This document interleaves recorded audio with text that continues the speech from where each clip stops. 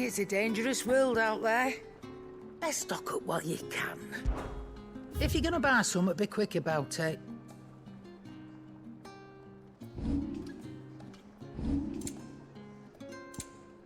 Come again. Or don't. I'm not much bothered either way.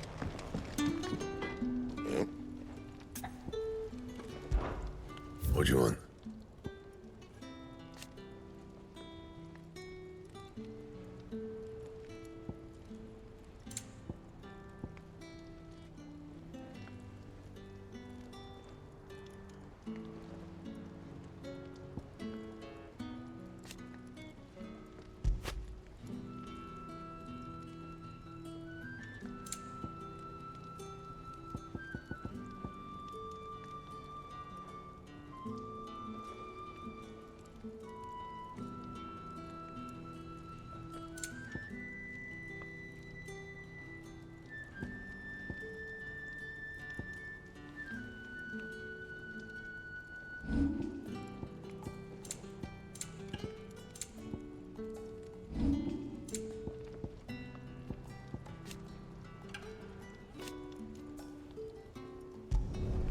No scratches, all right?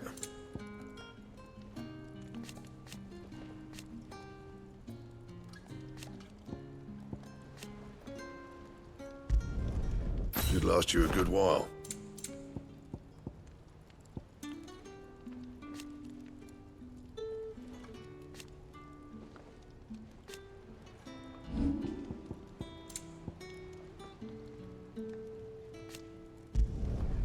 My best work, but it'll do.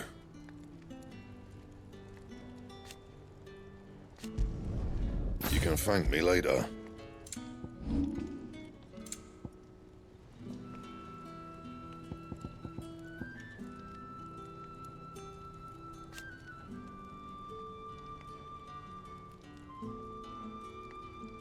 And?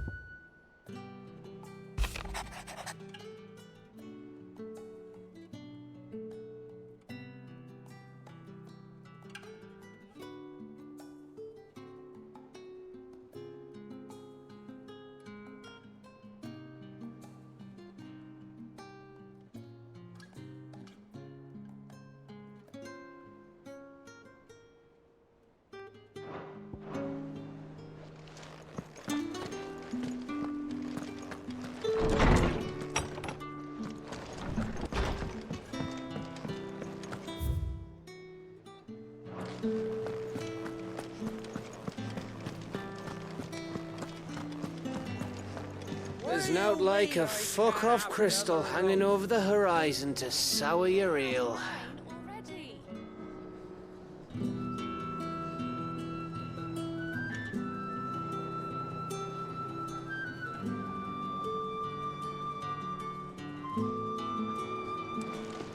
Is this the last of the mother crystals, do you think? Or could there be others buried out there?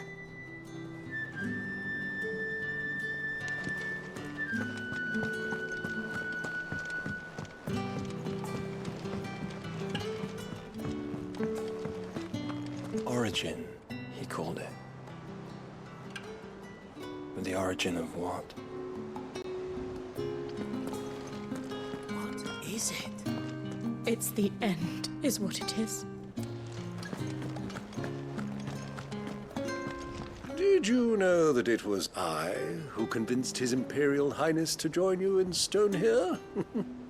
All right, it may be that he was of a mind to do so already, but it was I who told him where you'd be. It's not often our entire merry flock returns home to roost at once. I expect I should be wishing you good luck. There's something about it.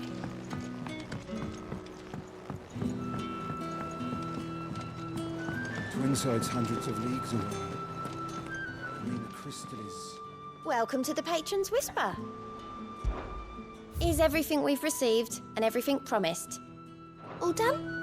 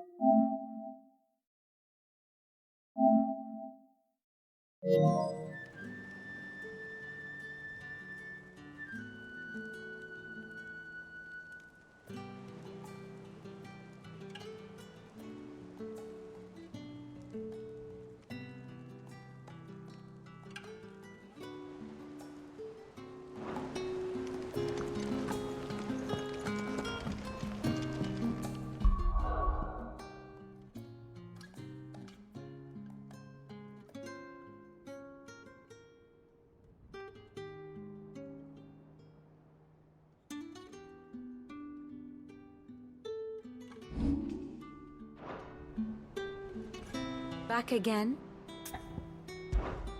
How may I help you today? One must understand one's place in the world.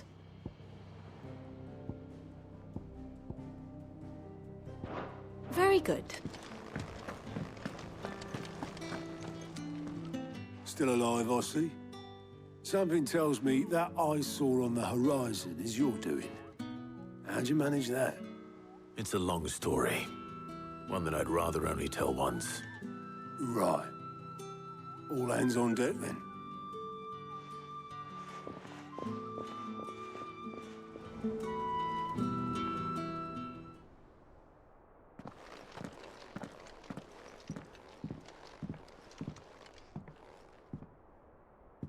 Is this everyone?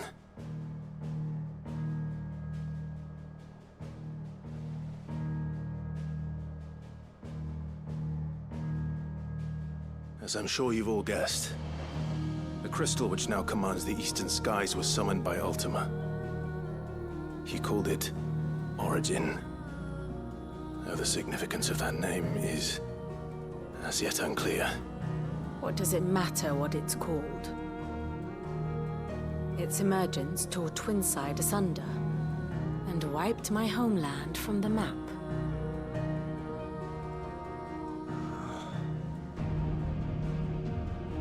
Mention of the Dominion spires can be found in the oldest of Valisthian records. But to the best of my knowledge, none provide any hint as to their true nature. That they would prove the horns of some slumbering demon.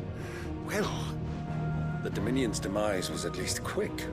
Elsewhere, the Republican army cannot hope to contain the chaos engulfing Randalar. Canberra is in flames, and the Empire... Our allies are crying out for answers.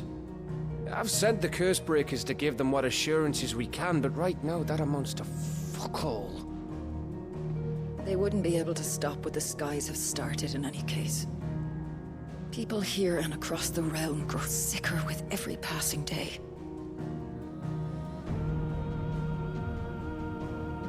Could it be that this new Mother Crystal is like the others? That it draws upon the land's ether? It certainly looked that way from stone here. If that were true, it would explain the hastening spread of the Blight since the crystal's appearance. Would it not? And as the land's ether slowly rises to the surface, it pools, corrupting all who cannot channel its energies. Archay above, ether floods below, and in the middle, here we languish, hopelessly entrapped.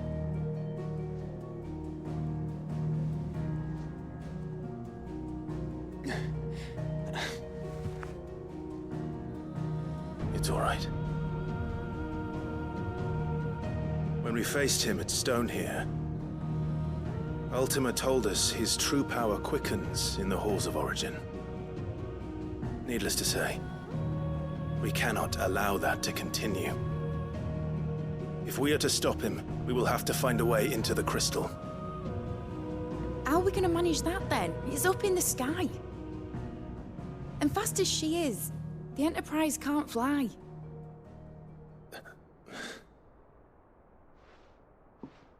It's a lot to take in, and I reckon we'd all benefit from some time to clear our heads. The answer will come to us. Don't you worry. Ain't that right, Clive? Right. That's right. Well, go on then. Bugger off.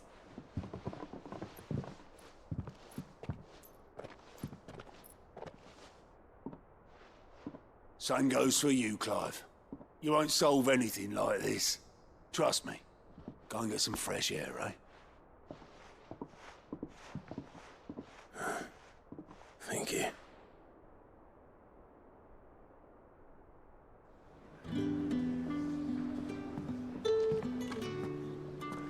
Joshua seemed upset. Unless you've taught our chocobos how to fly, I won't be scouting this one for you, Clive. You're on your own, but Not alone. Always one more job to do, isn't there, Clive?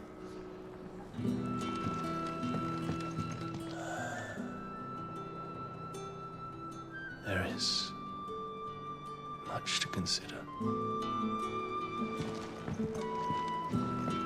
Believe me, Clive, I would fly with you to Origin, nay, to the end of the world, if I could. Alas, my fear of heights prevents me.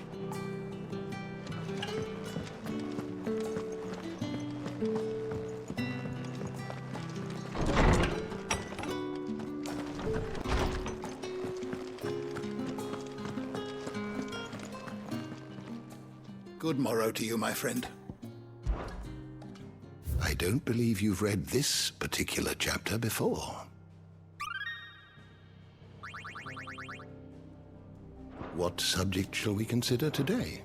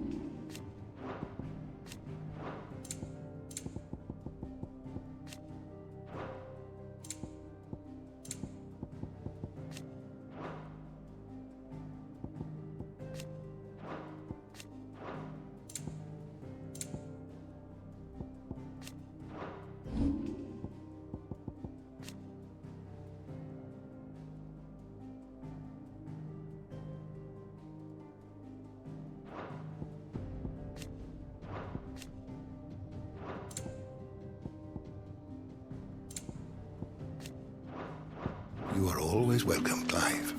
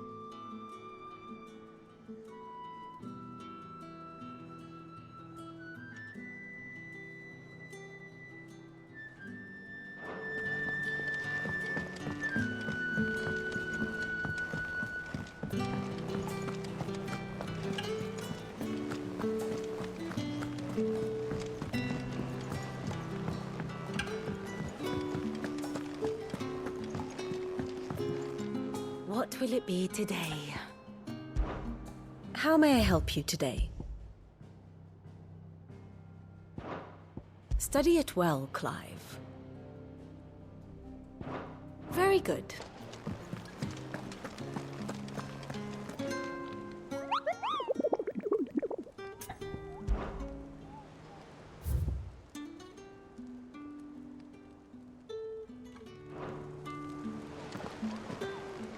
Take as long as you need, Clive. Just don't take too long, eh?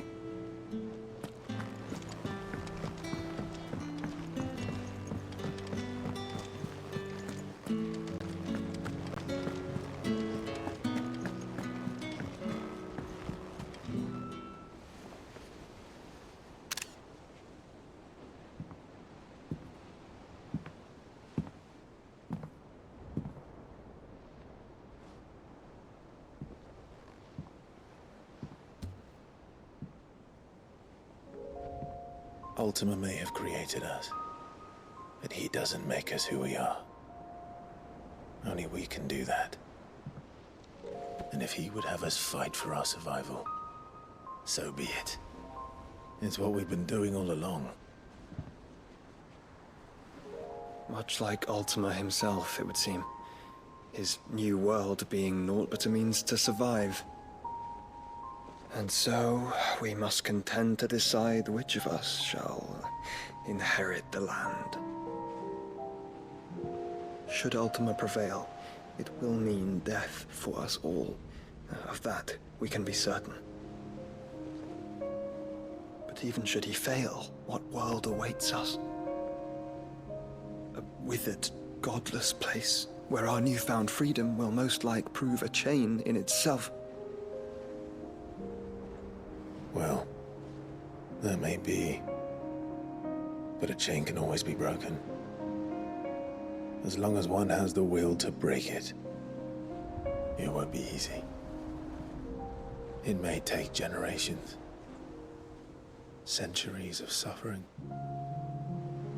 And that is, if everyone plays their part. But it will happen. And when it does, it will be on our terms. That is the world that awaits us. Indeed. And what better world could one wish for?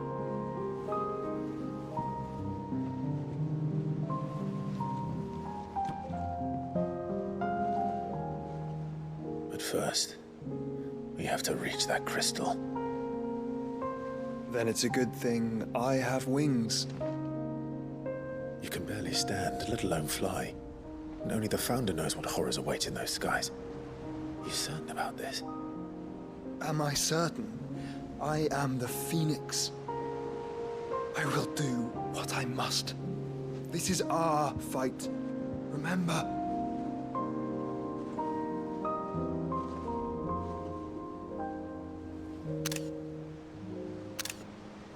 All right.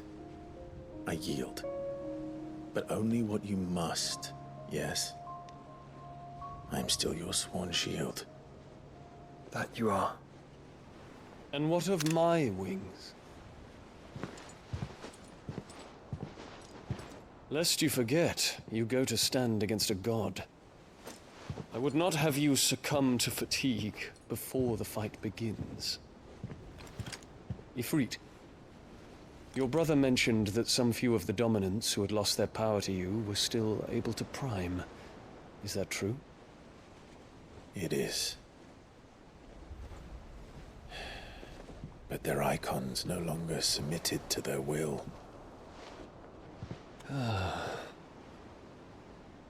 Then mine will have to be stronger. That you both might save your strength for the battle to come. You don't have to do this. If you do, there's a chance you might lose all you have left. And what have I but regret?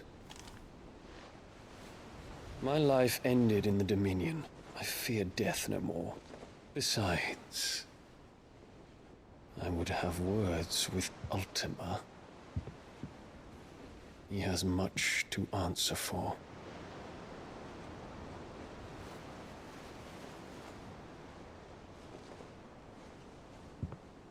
We are in your debt, Dion.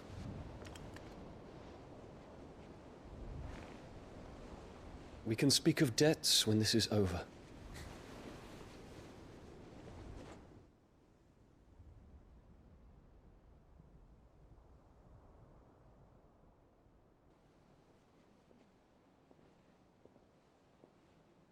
He speaks like a man who knows he's not coming back. And has come to terms with that. That doesn't mean that we have to, does it, Clive? Time to talk to Jill. I only hope she understands. Take as much time as you need, brother. Something tells me Ultima will wait.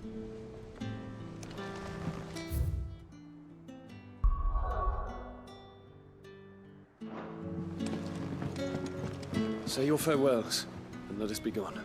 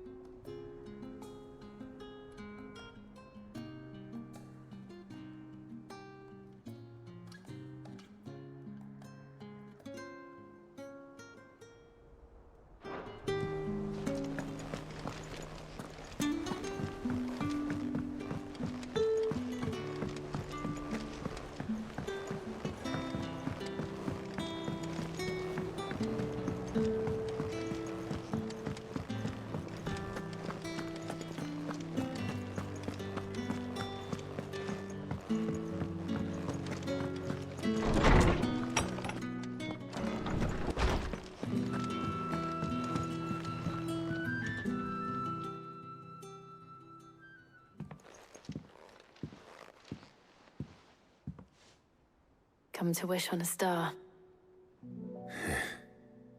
That might not be such a bad idea.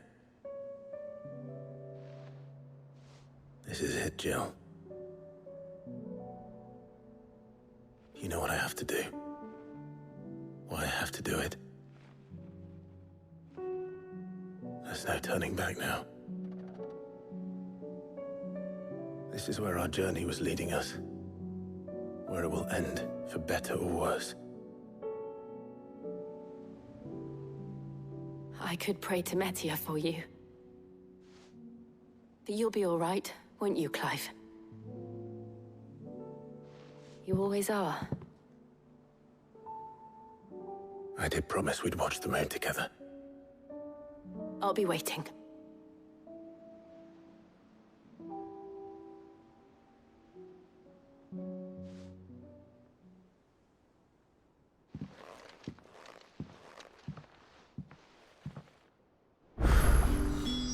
It's almost time. Better make sure I haven't forgotten anything.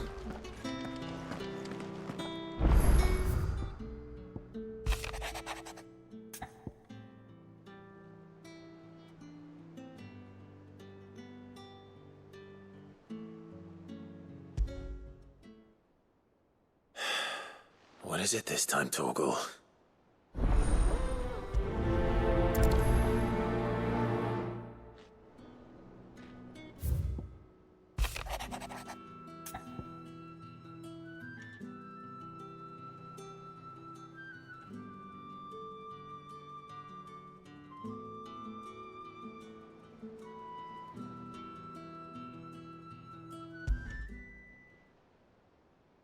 Something tells me this is no mere adventure story.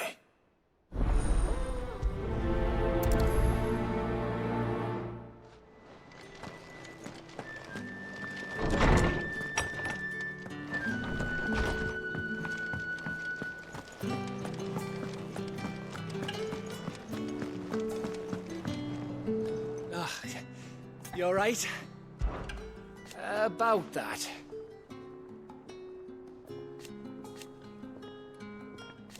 Oi!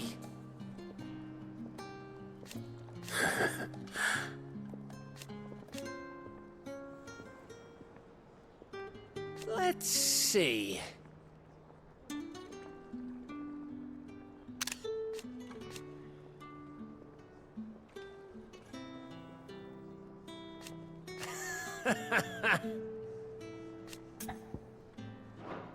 You off then? If there's anything special you fancy supping on before you go, I'd be glad to make it for you. As long as it's brown. Welcome back, Sid. That's what we like to hear. Knock 'em back, everyone. Sid's buying.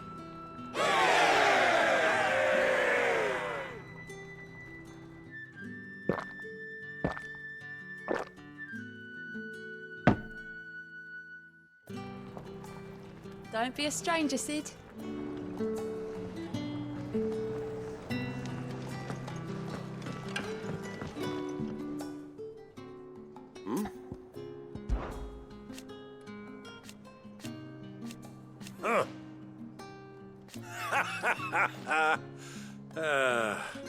Thank you, Uncle. As for down here...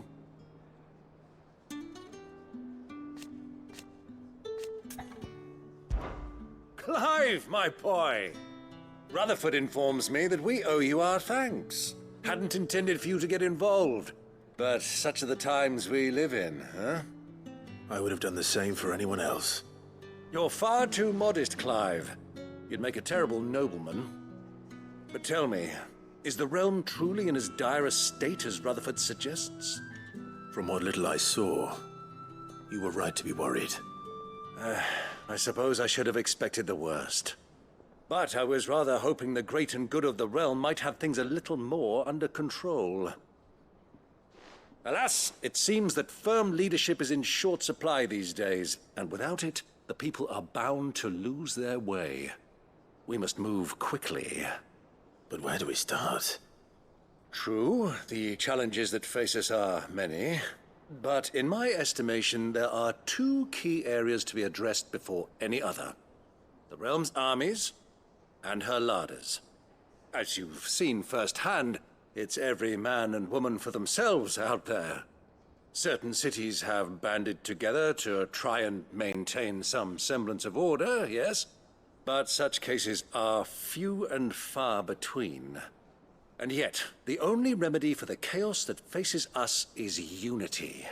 A unity that transcends even the borders laid down by our ancestors.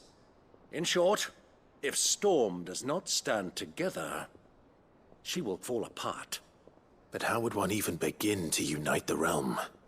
The armies, my boy. As I told you already, we begin by restoring order among the ranks of those sworn to maintain it. Sadly, I doubt I could convince even the lowliest gaggle of privates to dig a latrine together. But I do know someone the High Commanders have been known to listen to on occasion.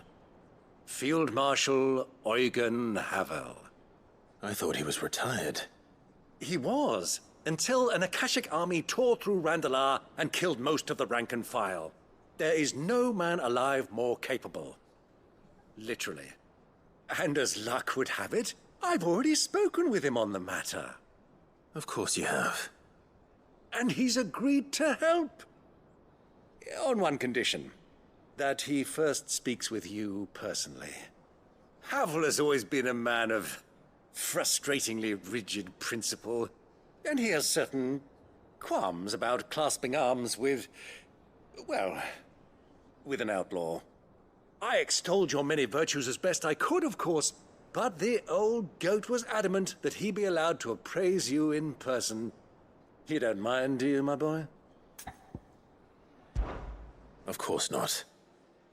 As long as chaos reigns, we will never build a better world. I'll do whatever it takes. And if the Field Marshal wishes to speak with me in person, then so be it.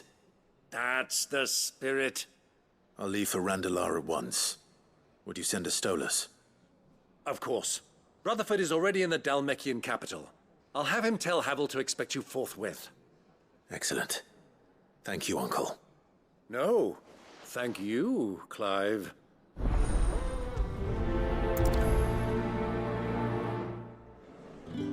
Don't worry, my boy. Rutherford is in Randalar this very moment, singing your praises to all and sundry. They'll adore you.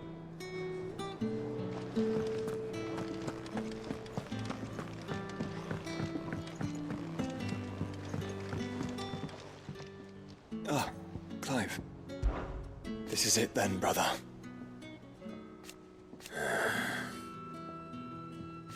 Indeed.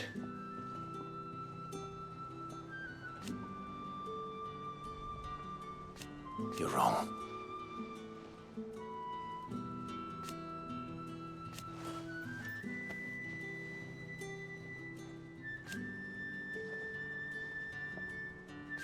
Of course.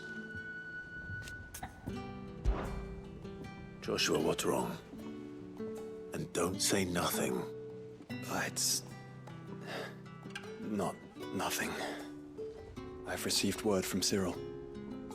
The Undying have found Father's will, or something akin to it. His will? How? Where? In the crypt beneath Rosalith Castle. After Kupka was kind enough to drive out the Imperials, the Undying took the opportunity to recover what relics of the Duchy yet remained. And in the process of doing so, they found a letter from Father. I'm surprised anything survived down there. Cyril asked that I join him in Tabor at my convenience. I have been meaning to go, but... would you join me? Of course. I want to know what's in that letter as much as you do. Very well. I am ready to leave when you are.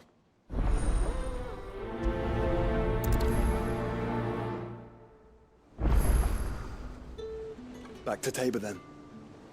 Not to be reunited with Yotei this time, but with Father.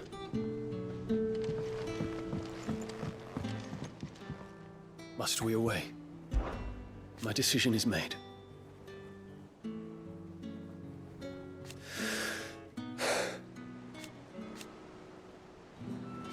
You said it yourself.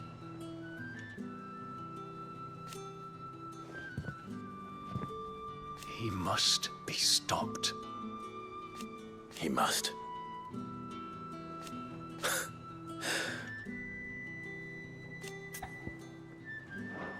Make ready.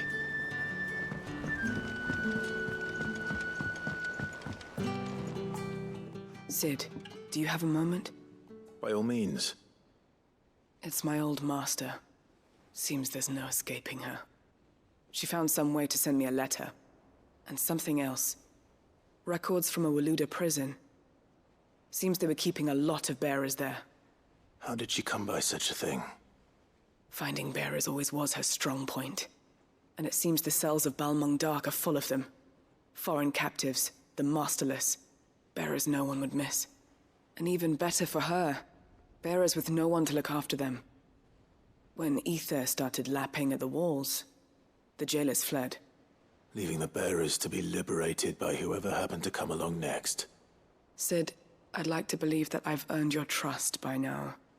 And while I'm well aware that you've forbidden Cursebreakers from traveling to Waloed, I can't let those bearers die in their cells. I'd rather risk shipwreck on the Shadow Coast than leave them to starve.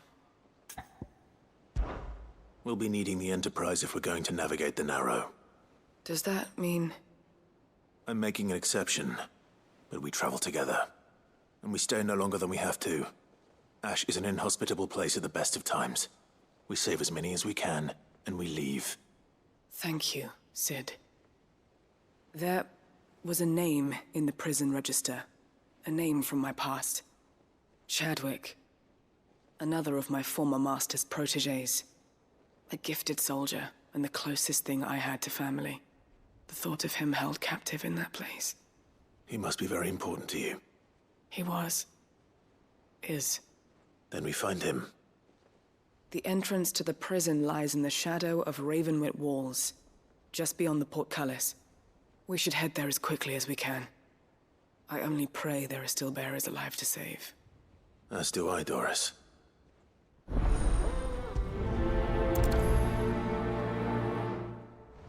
How long has it been since the jailers of Balmung abandoned their charges? Without food or water, they won't last long.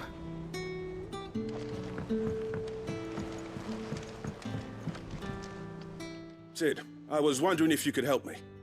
It depends what with. A bearer, but recently freed from his bonds, is keen to join the Cursebreakers. As you know, the work we do is not easy, which is why we test every volunteer's suitability. I was hoping you could oversee this one's evaluation. I don't mind, but why this one? Because he wants to be a scout. Our ranks are filled with men and women capable of breaking chains and putting slavers to the sword. But scouting, we're few with the nose for that, which is why we still rely so heavily on Gav. And since he accompanies you on so many of your missions, I thought you might be better placed to recognize the traits in him that we should look for in those who'd fill his boots. Sounds reasonable. So you're happy to oversee the boys' test, then? One can never have too many scouts. Truer words, Sid. I'll let the initiate know that you'll be attending his trial, and that he is to proceed directly to Northreach in readiness. No time like the present, eh? No time like the present. I'll await you there.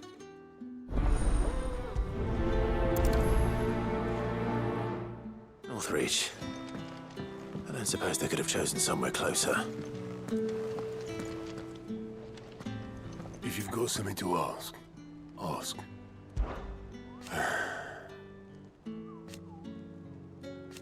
No.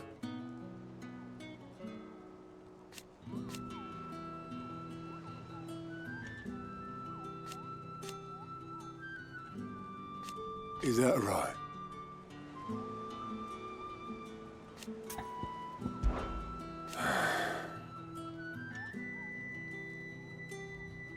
Might be time to take a step back.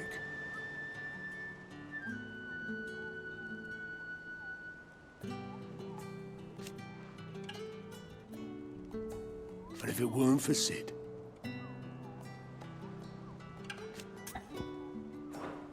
I know you'll do right by us, Clive. Fancy a look at the list, do you? Anything catch your eye?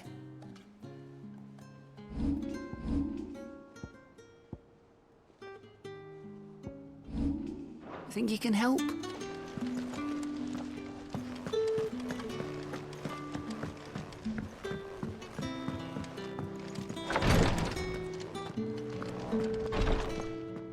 Clive, and no sooner have your wounds mended.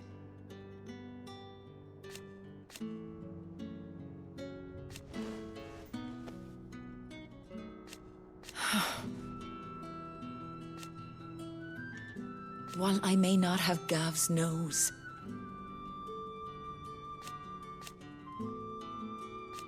that's what I'm worried about. I do. What I truly like. But teach her medicine.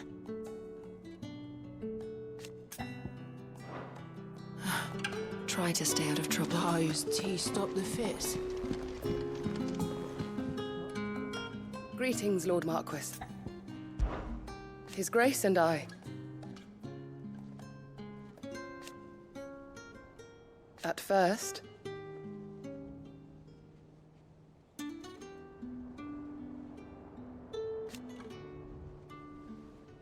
it was my duty to him.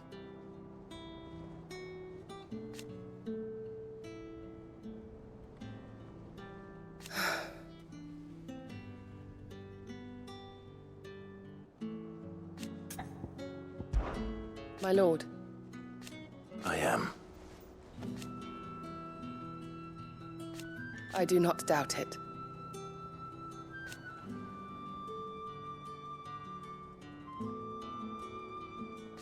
Thank you, Yode. May you return safely. May the Firebird's flame burn ever in your heart. Thank you, my lord, for taking me in. Everyone here has been so kind. It reminds me of home.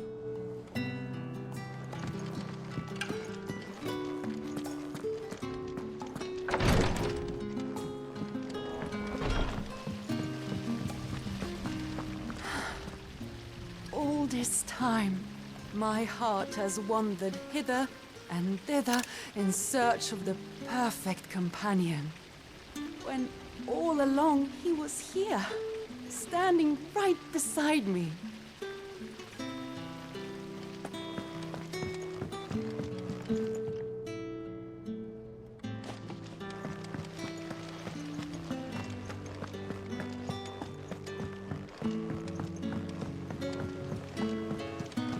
What do you think happened to Miss Middledore? I heard she was kicked.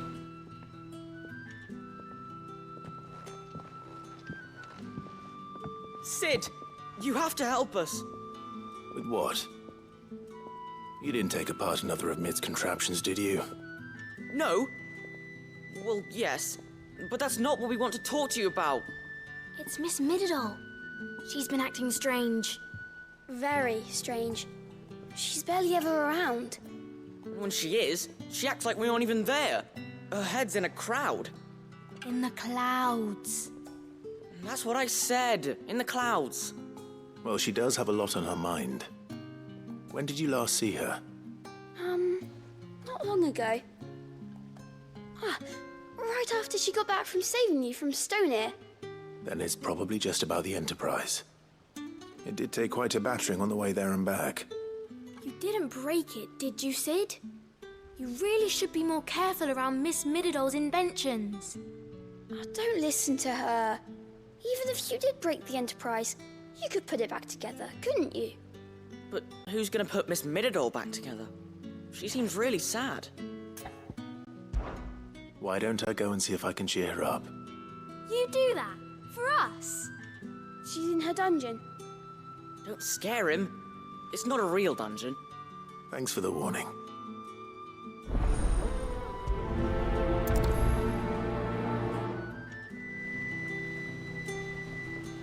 Miss Shirley says we're not allowed in the dungeon. But Miss Middledore doesn't mind. When you return, would you mind teaching the children another lesson? They did so enjoy your last. Whatever should I write next? A love love story?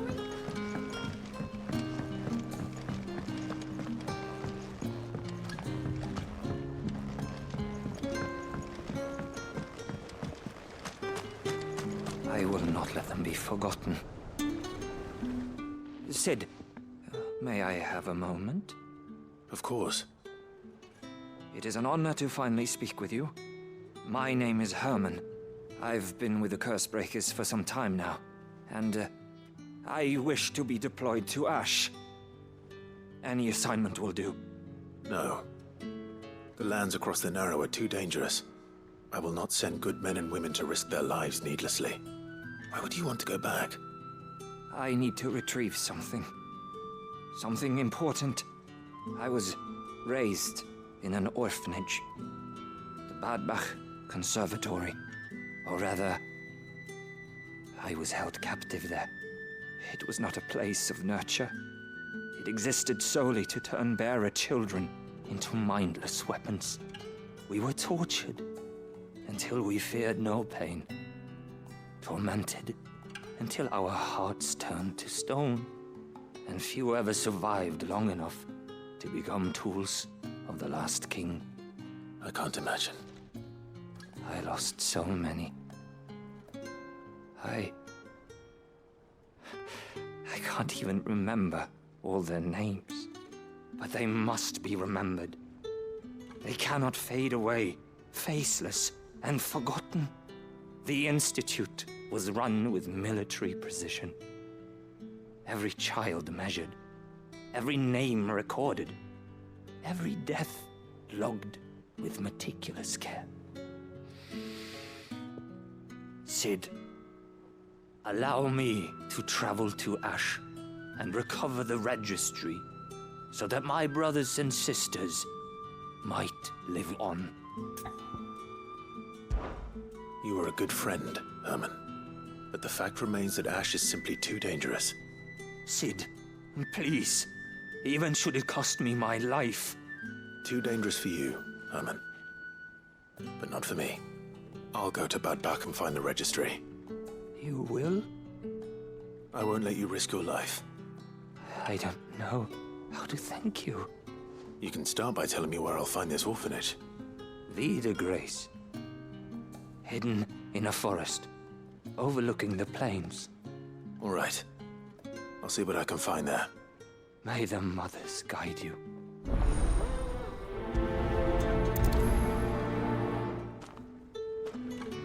The plains of Vida Grace have haunted my dreams since I escaped from the orphanage. I can't say I was looking forward to returning.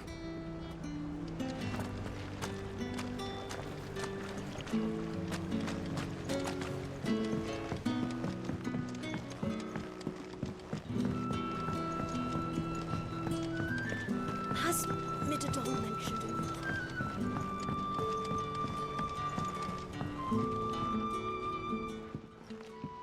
Mid, if you have a... That's it! I knew it! The answer was right here under my arse all along! If this doesn't steer to the skies, nothing will!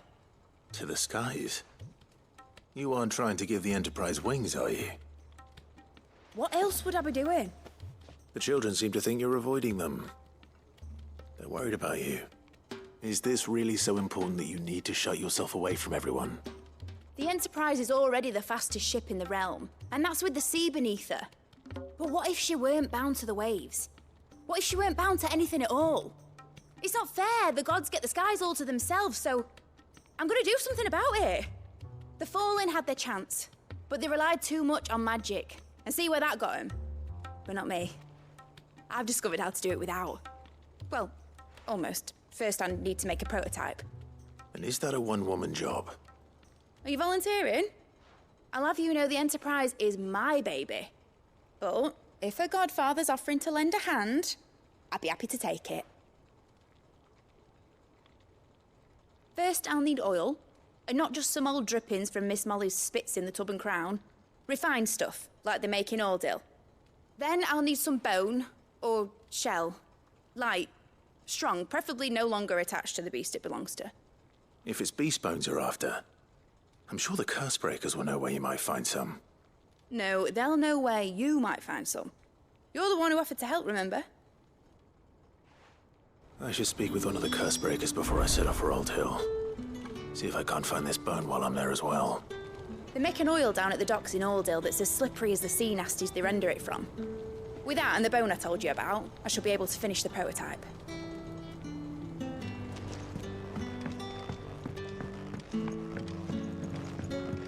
Has Midadol mentioned a new project?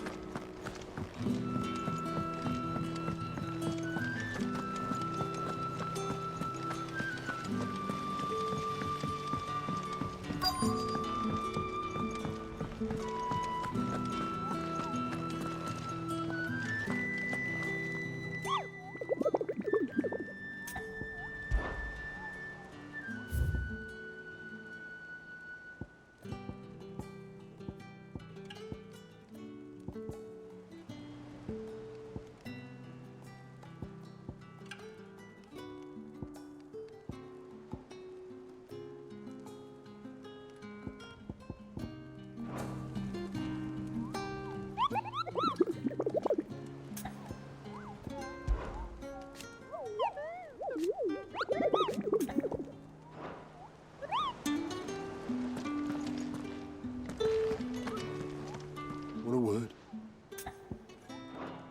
I'll be here if you need me. All right, Sid. Come to buy us around, have you? Only if you earn it. Mid needs a piece of light but durable bone for her next project. You've encountered your share of beasts on your travels across the realm. Any ideas? Most bones are the same. Whack 'em hard enough and they'll break. If it's durability you're looking for, shell will serve you better. You know what an adamantus is? I do. And I know to give them a wide berth. Will any old adamantus do? Well, with shells, the older the harder.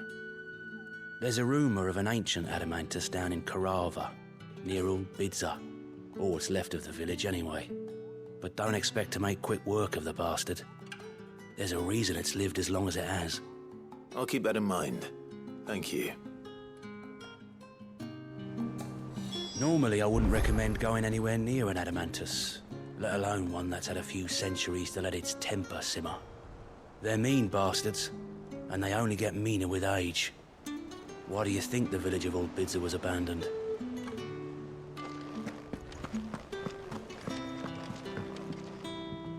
Vivian, I read your note, and I'd be happy to help you find the book you're looking for. Thank you, Clive. But tracking it down will not be easy. Are you sure? Please. You have always granted me your wisdom and insight whenever I asked. It's only right that I return the favor. Or at least attempt to. You are too kind. Alas, what I ask of you is rather more trying than delivering the odd lecture. I spoke with Harpocrates to see if he had any inkling as to where another copy might be found, but perhaps it is best that you hear the details from him. If you say so. Forgive me, Clive, for asking this of you. But this book, it set me on the path to becoming who I am today. Its importance cannot be overstated.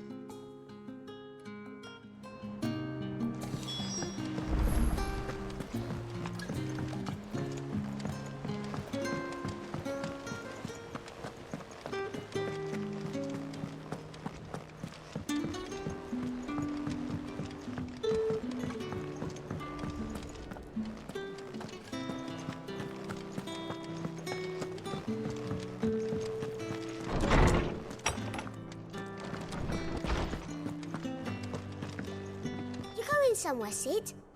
Can we come? I promise we'll be good.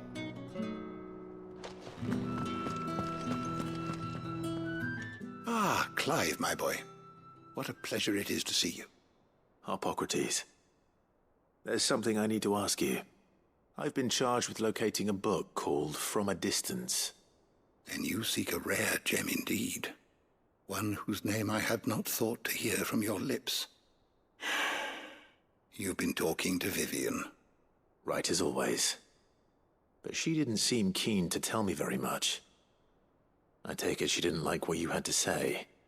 And yet I gather it did naught to dissuade her. Clive, if the young professor has tasked you with obtaining a copy, I fear she asks the impossible. The executors would not allow it. The executors? Coveters of Secrets. A clandestine organization committed to the collection and intenebration of forbidden texts and technologies. One such text being the tome Vivian seeks, chronicling as it does the true history of the enslavement of bearers. A tale which could overturn the established order were it ever to become widely known. Or, so rumor has it. I've never actually read the thing, or even set eyes on it for that matter. How is it that I haven't heard of this organization? Why, secrecy is the executor's watchword.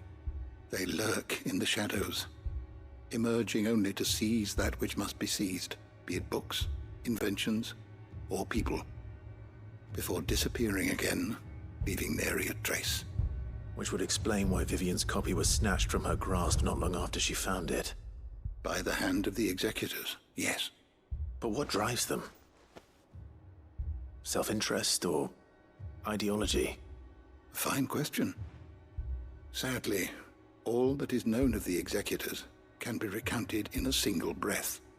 You may just as soon ask me of their origins, numbers, or the identities of their leaders. Any answer I give would be pure speculation. Then my hunt was doomed from the first. What was Vivian expecting? That I'd pluck it from thin air? Not from thin air, no. From ash. Rumors of the executors are rife among the scholars of Storm, but rather less so across the strait. I have a friend.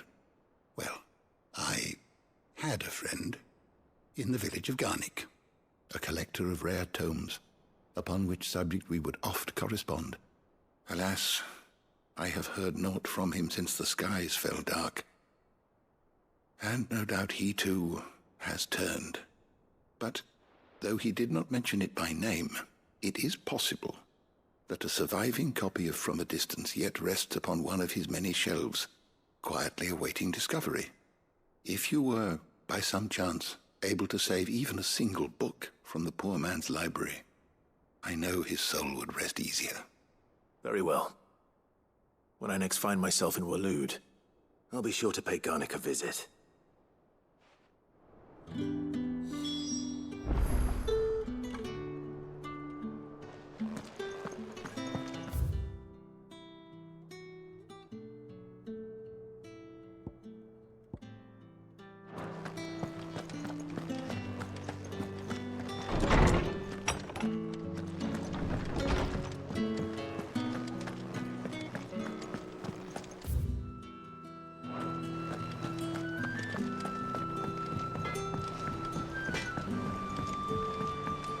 Say what you will. Maybe Karen has seen us.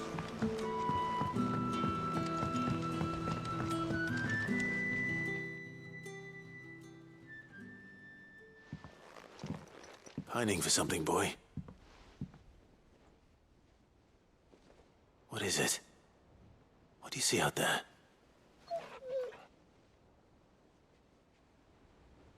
I never did ask where you got that anklet of yours. From Sid, that's why.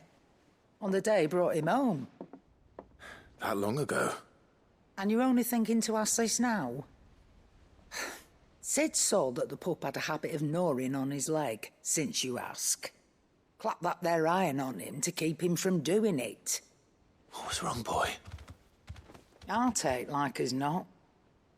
Must have been hard on the poor whelp losing his loving masters at such a young age. Doubly hard in being a frost wolf, torn away from his icons and all. Sid would always tell him, you want that iron gone, you find what it is you're looking for.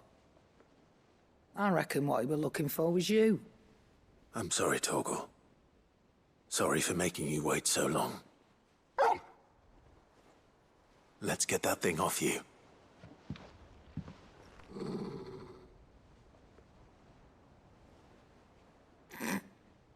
Doesn't sound like he wants it off. Indeed. You miss Sid as much as the rest of us, don't you?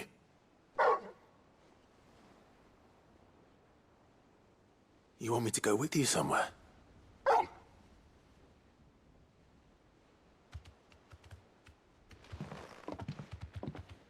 Quick, aren't you? Glad you've been paying attention. Not nearly as much as you have, Lady Karen. Aye, good thing and all. It's not like Gav would have kept him in nuts and rubbed his belly these past 10 summers. Your kindness is appreciated. You've been a good friend to him. Only because he doesn't talk back like the rest of you. Go on now.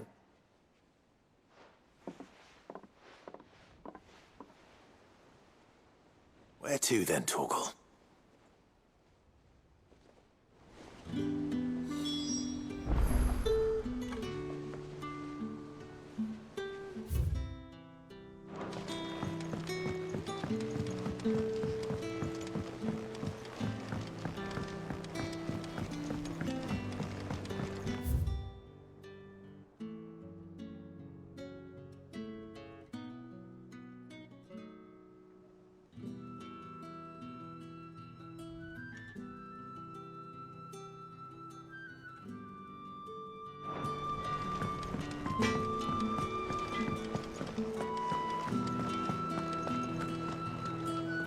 All right, Torgal.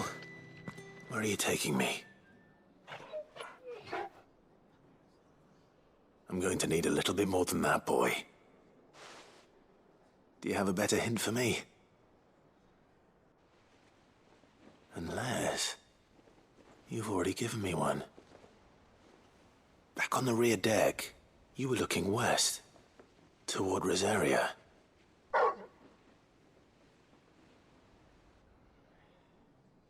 Why don't we try the rookery?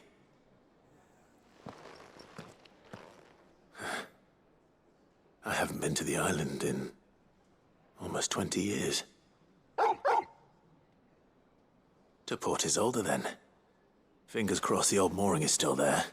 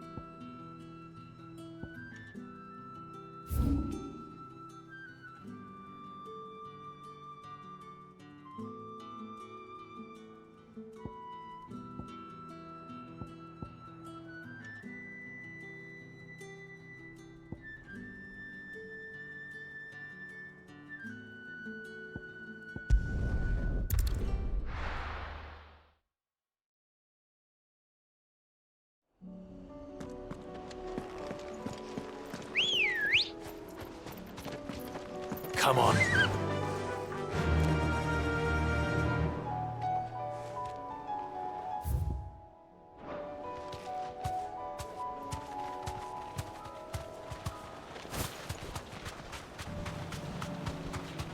Whoa.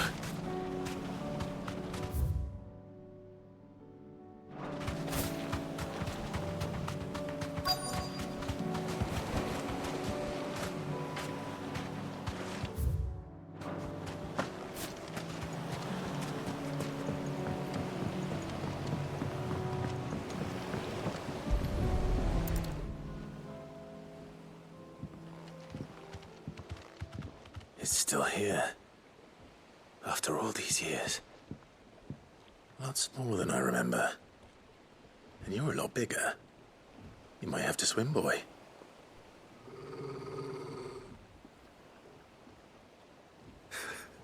wasn't being serious. You two go on without me. I doubt that boat will hold a third. If you're sure, we won't be long. Hop in, boy.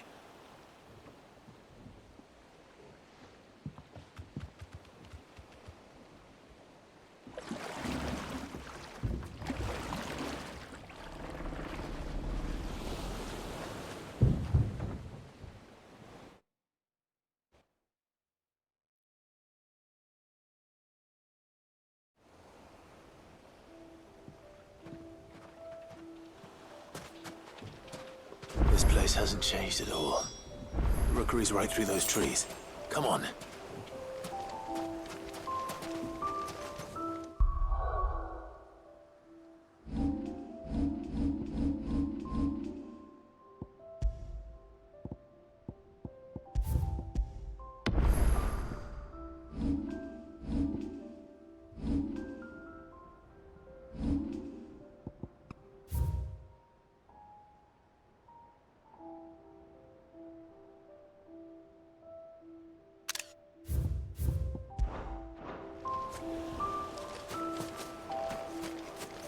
Race you there?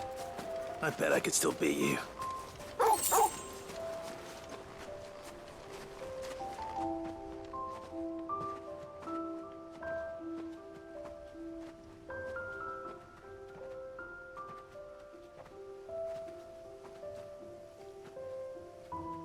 Here we are.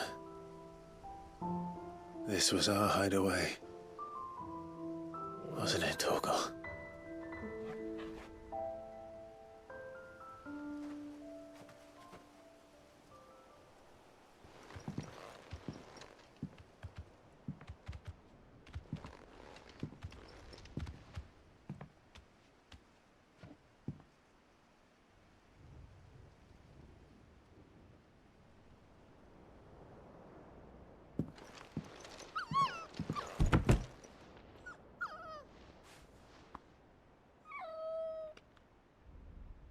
Coming here helped me to forget who I was. Or wasn't. Prince, shield. Son his mother could love. Had I been any one of those things? Perhaps.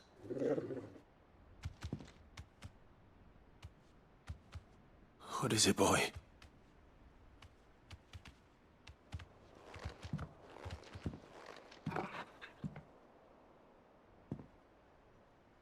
This is all from the castle.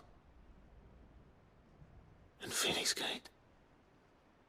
Did you bring these here?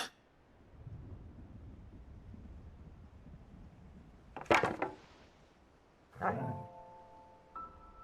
sparring sword.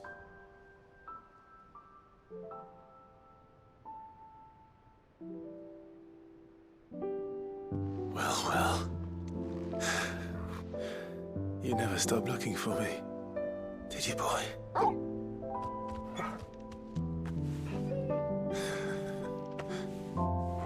Thank you, Torgal. For never giving up. For never forgetting.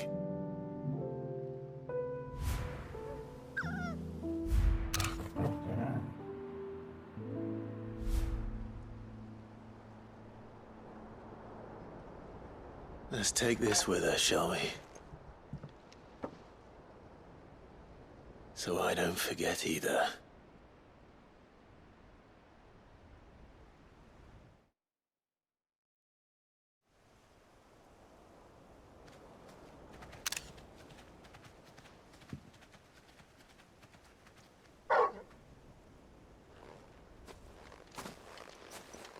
That's not the way back to the boat, Torgal.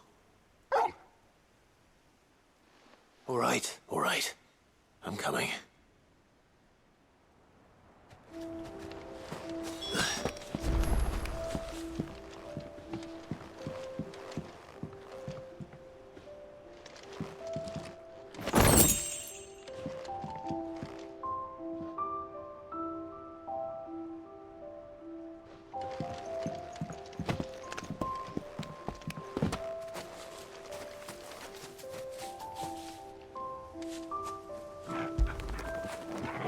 That feel good, boy.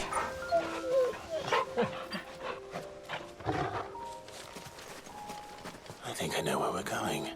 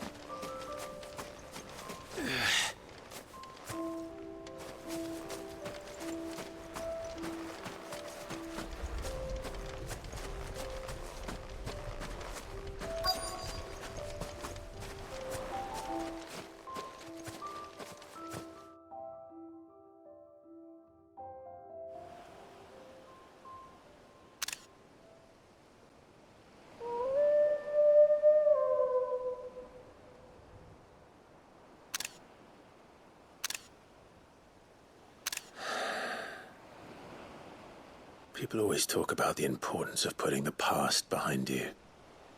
But without it, we wouldn't be who we are today. And we certainly couldn't steer our way to a better tomorrow. Come on, Torgal. Let's go home.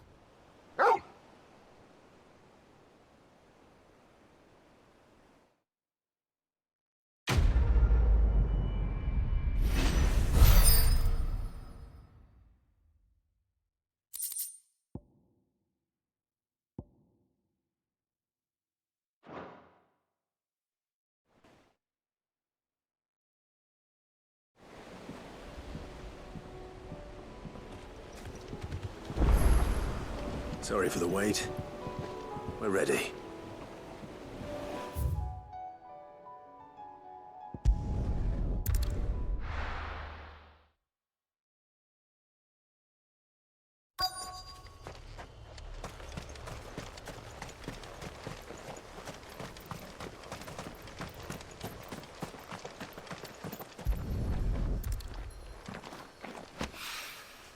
It's oil.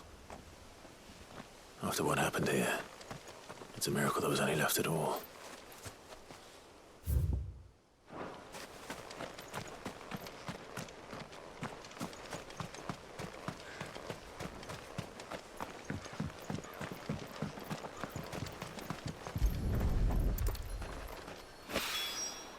This should be enough.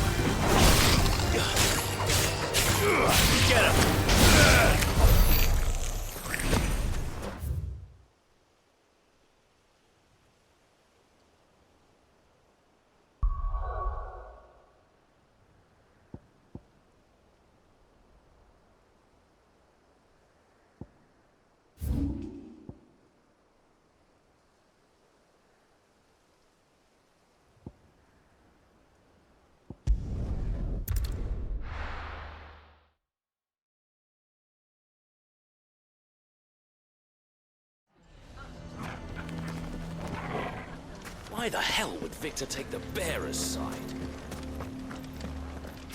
Why is everyone being mean to Lubor? He didn't do anything wrong. Here to help me pack? Thanks, but I'll be traveling light. I'm almost finished already, in fact. You're really going to go through with this, then? I am.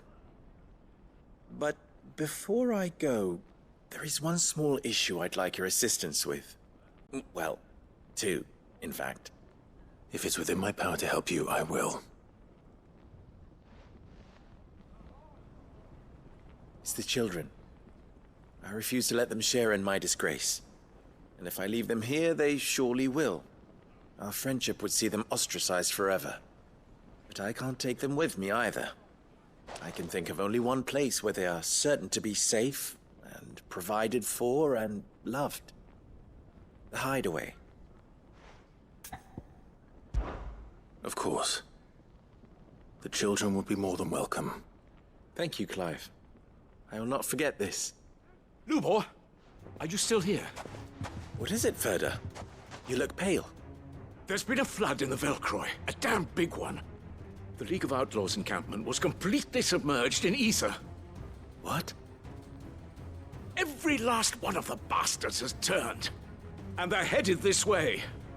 Bandits are one thing, but Akashic bandits are quite another. The town guard won't stand a chance against them. We need to evacuate. There's no time to lose. Ferda, gather the men. The Akashic may strike at any moment. We must make ready to cover the townspeople's escape. Well, what are you waiting for? Yes, my lord. Clive, change of plan. The children stay with me for now.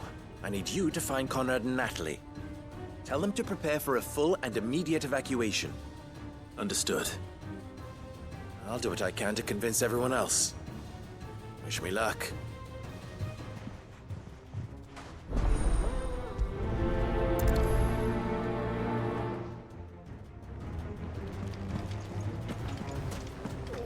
You have to listen to me. They're coming. Why do they always have to make such a...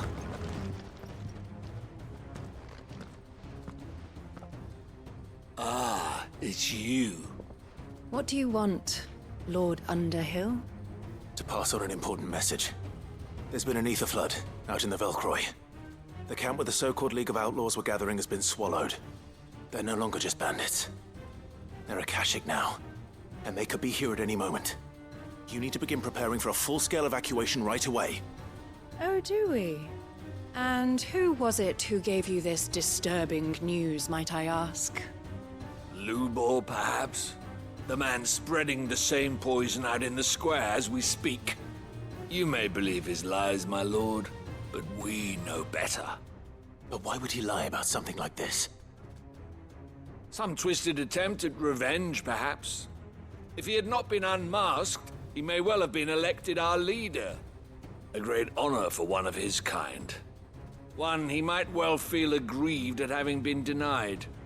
Lord Underhill, forgive me, but it has become all too evident where your sympathies lie. Lubor cannot be trusted, and neither, therefore, can you. You may not trust me, but for the sake of your people, ask yourselves if there is any chance that this is true. There isn't. You can be certain of that. Now be off with you. You're making a mistake. Come, Clive. If our words will not move them, then we must find another way to help save the town. You're right. Let's speak to Lord Ferda. I do not know if you are in league with Lubor, or if he has merely filled your head with his lies, but I do know that not a word you say is true. Enough of your nonsense, Lord Underhill. Leave us be. Why do they always have to make such a fuss outside?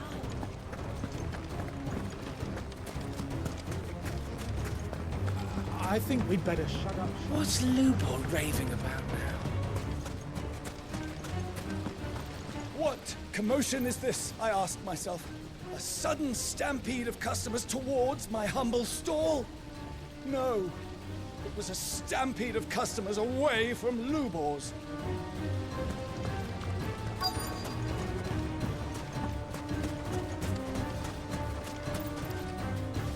Lord Ferda.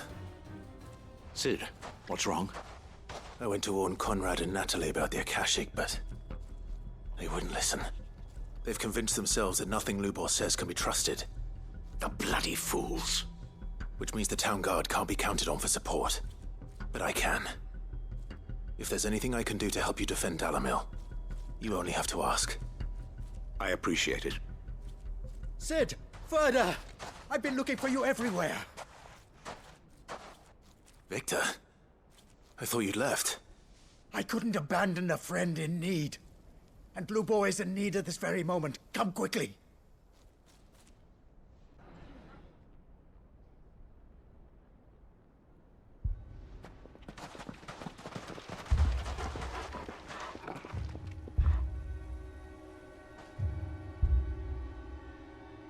You have to believe me! The Akashic are coming!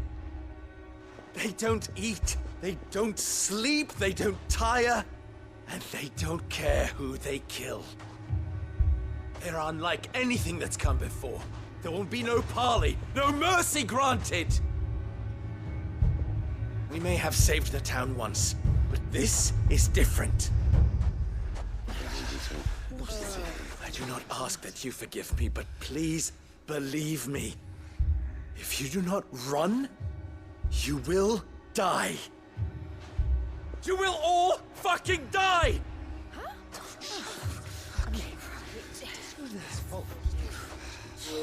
You'd like that, wouldn't you, bearer? Yeah, with us out of the way, your kind will be free to claim Dalamil for yourselves. You should run! Run, bearer! Yeah, run! Run! Far, far away! Run! Just go on! Yeah. Yeah. Yes! Go! Come on, then. Go on! Go! Just go. Just go. Lubor. Wait. Someone's coming. Go. Come on. Stop! You're hurting him!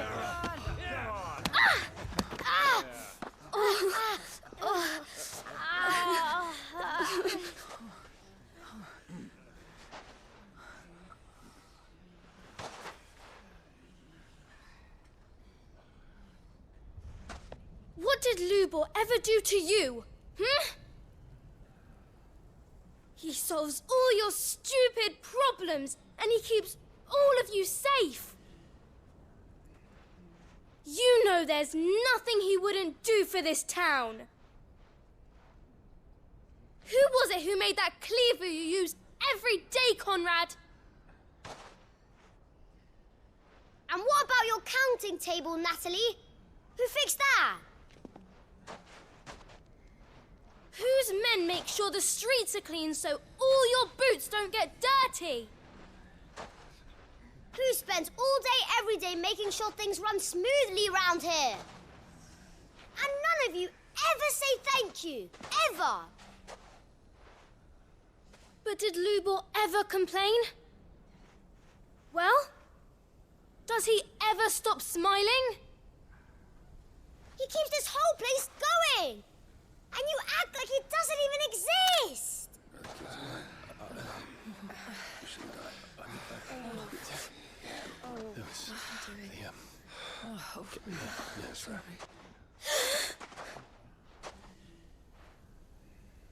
Lubor, we've heard enough. Wait! We will not run. The town guard will not abandon the very place it is sworn to protect. And I will not give up for lost the stores that we labored so hard to fill.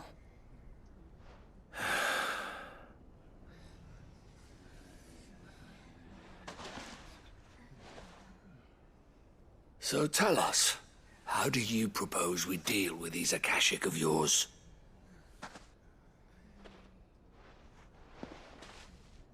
We won't run, but we will fight.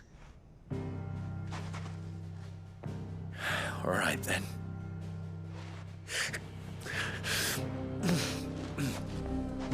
Fine.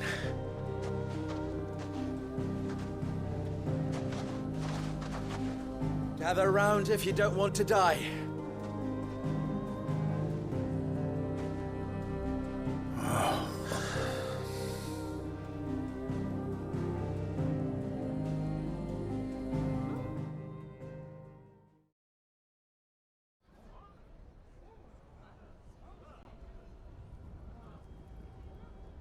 Allow me to explain the situation.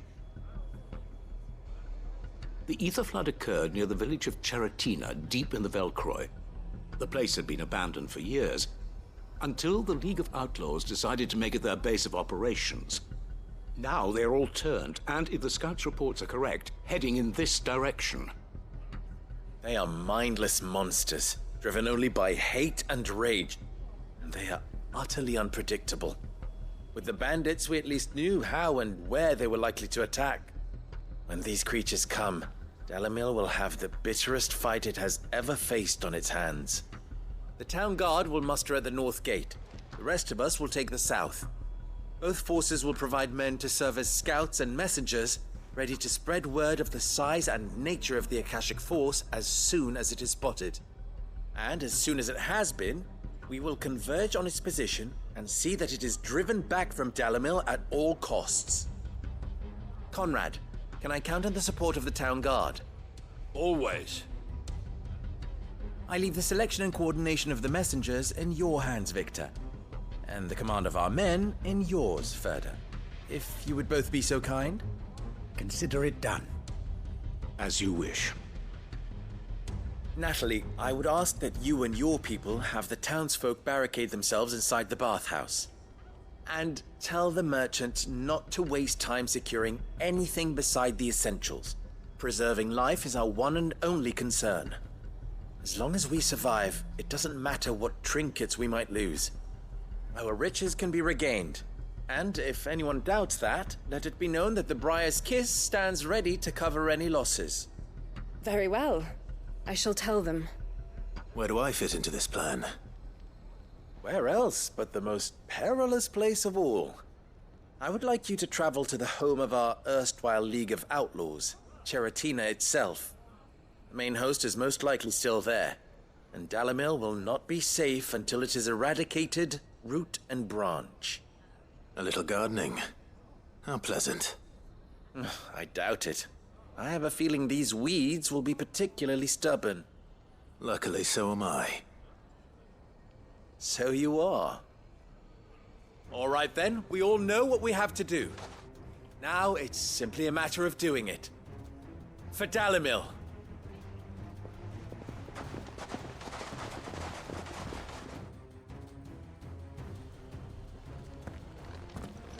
Looks like everyone's ready.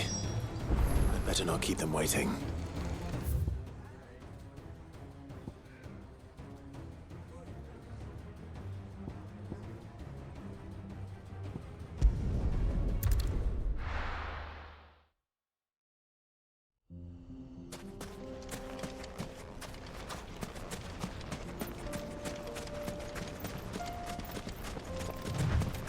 There it is. The flood. But what's waiting for us inside?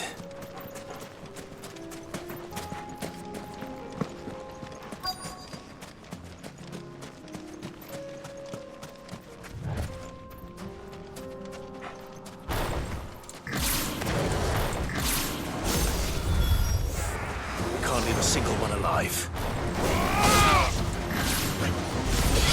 Go for it!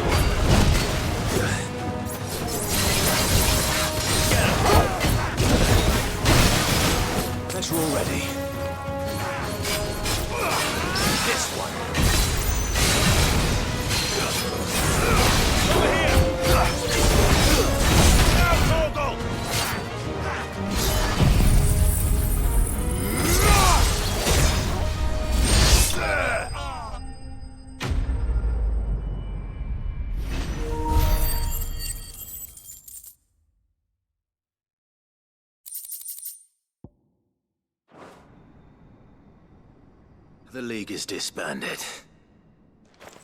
I should get back to Dalimil and see how the others fared.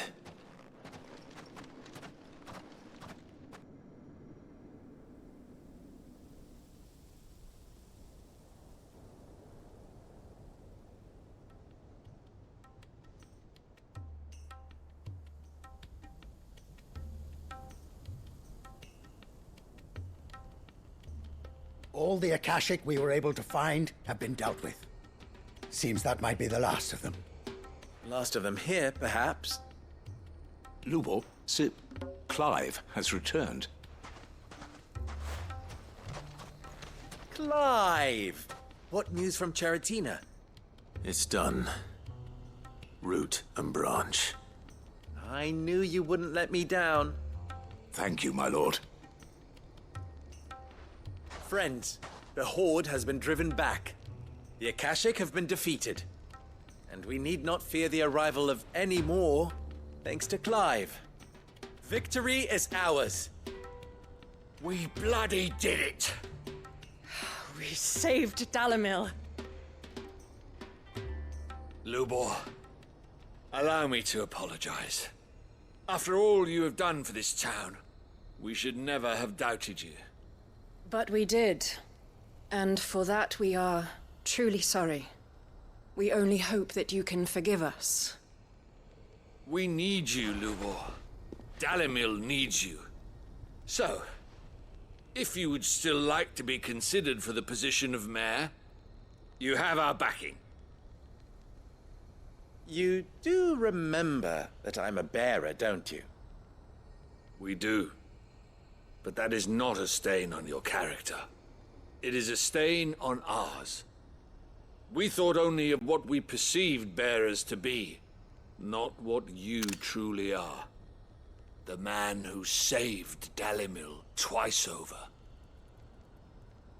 I see. But I will only accept your proposal on 2 conditions. Name them. Firstly, that you will both do everything in your power to rally your people to my cause. If the Town Guard and the Merchants League do not accept my leadership, it will be doomed from the start. Unity is the key to defending Dalimil, and I do not doubt that we shall need to call on our combined strength again. When that time comes, I will expect us all to pull together, just as we did today. Of course. You have our word. And secondly,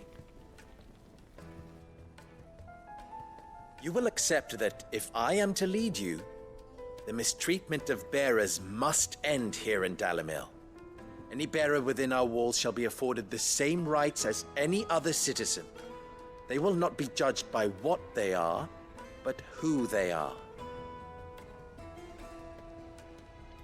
As we failed to do, and came so close to losing everything.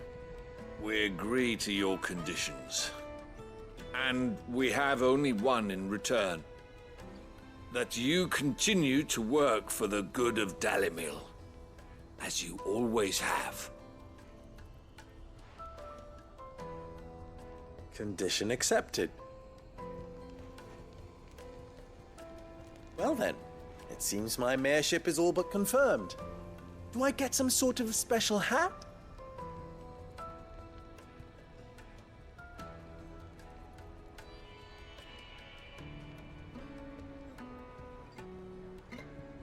How fickle fate can be. Not so long ago, I had resigned myself to leaving Dalimil in disgrace. And now, I find myself her leader. Here. For everything.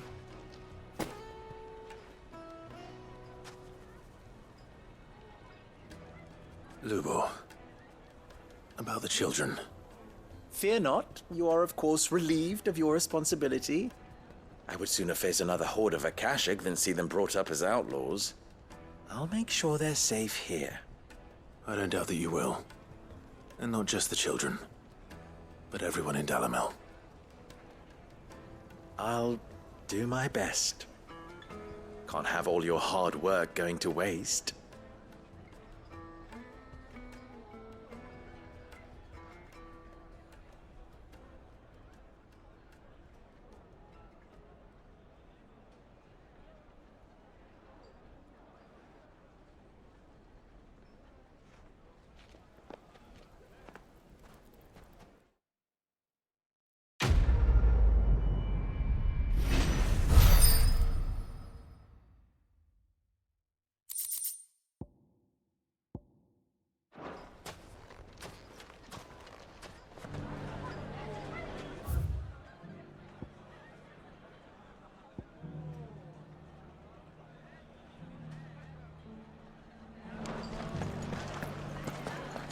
Bearer or no, Lubor saved this town. And I spat in his face. Ginger and ginseng. How about a few spicy sausages to put in your pot? Drake's eh? Farms They'll are warm still you up selling no well, end. you'll be pleased to know. Think I'll make Lubor a present of some. Try and get the mayoral seal of approval. So, you're going to join the Watch, aren't you?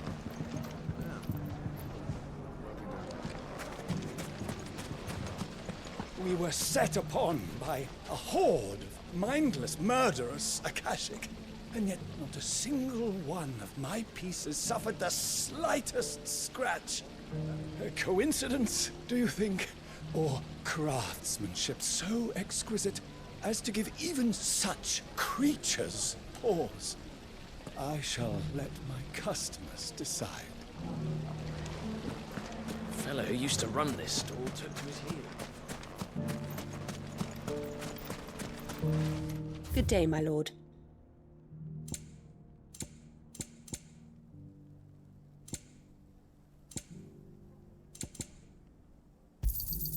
An excellent choice. Thank you for your custom. Nothing to report.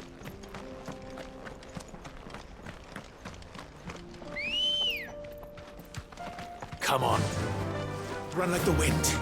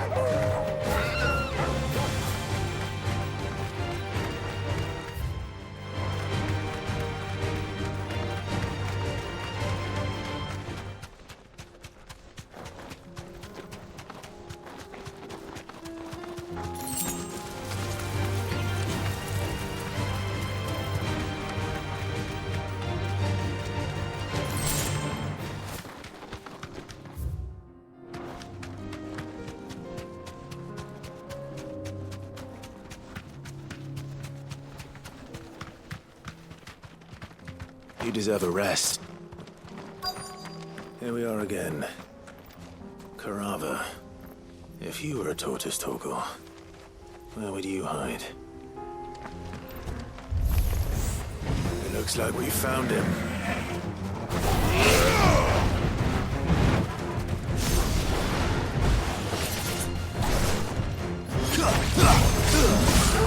Nice try. Go, Torgal!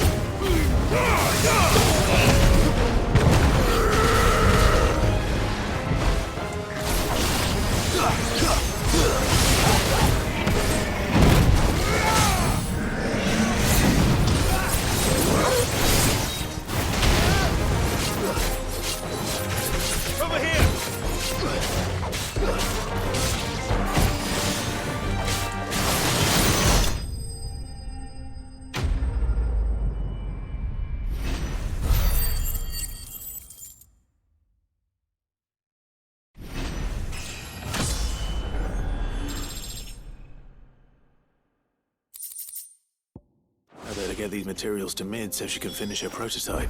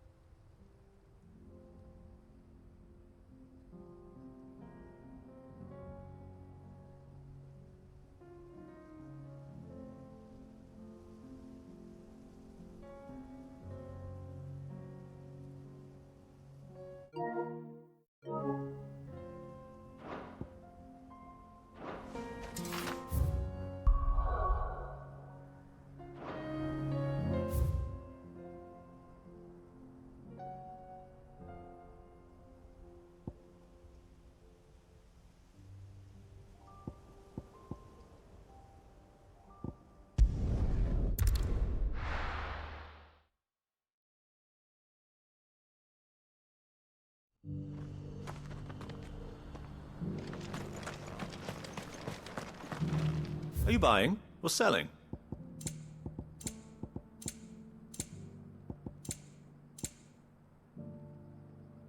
Go safely.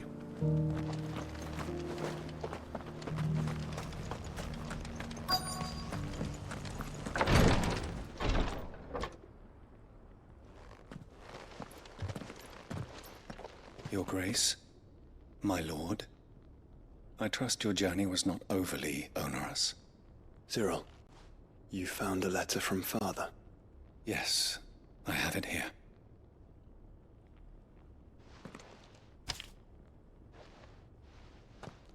If you would do us the honor, my lord.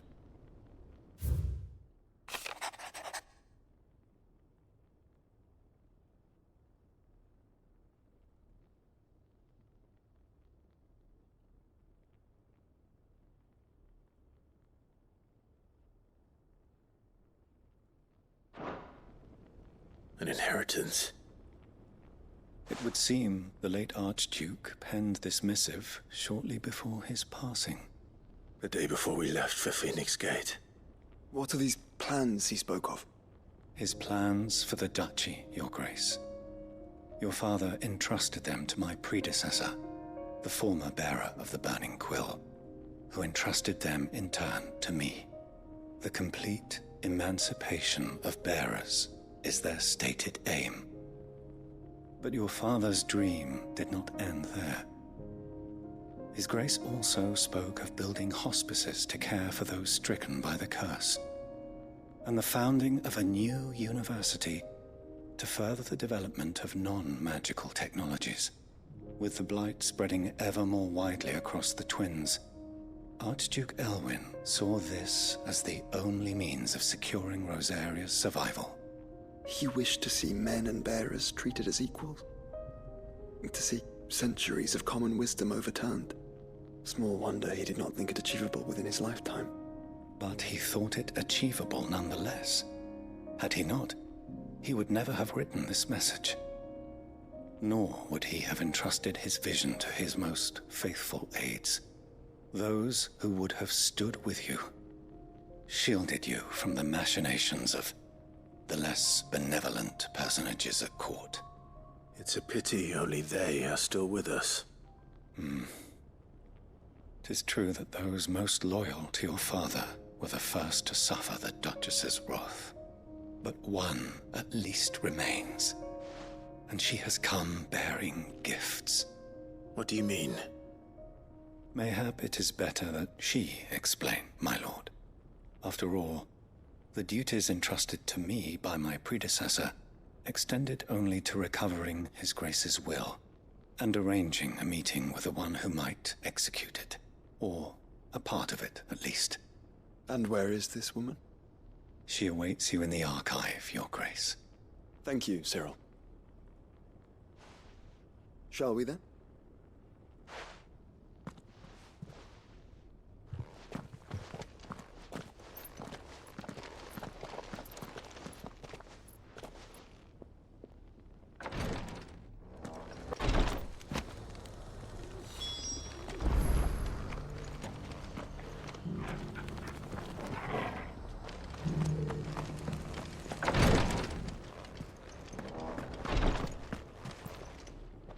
Lord Marquis, if you have a moment. What is it, Cyril? One of our brethren lately journeyed across the strait in order to pursue a new avenue of inquiry in our ongoing investigation. He sent an owl some while ago, but we have heard naught from him since. Was he surveying another fallen ruin? No. The object of his study was a savior cult that has arisen in Ash in recent years. We believe it may have some connection to the Circle of Malleus, an ancient religion that worshipped Ultima as its god. By gaining an understanding of this new faith, we hoped to learn more of the Circle's original beliefs. And so you sent one of your brothers to Ash? A continent teeming with orcs and Akashic? Fully cognizant of the risks, yes. I entrusted the mission to one of the most able of our order, the third chair, a master of the arts of combat and survival both. Though he has been silent for some days now, I have thus far refrained from sending any others in search of him, lest they be lost in turn. Yet, it seemed only right to inform you of the situation, given your unique experience of the perils of Ash. For as you so earnestly advised me, it would not do to abandon a man to his fate, when he might yet be saved. It would not. But Ash is a big place. Can you be any more specific? Perhaps. The last owl I received from him mentioned a village where he had heard the cult were wont to assemble. Mickleburg was its name. It lies in the southern reaches of Waloed. If aught ill befell him, I expect it did so there. All right. I'll see what I can do. You are much too kind, my lord. Go then, with my hopes, and may the Firebird's flame ever burn in your heart.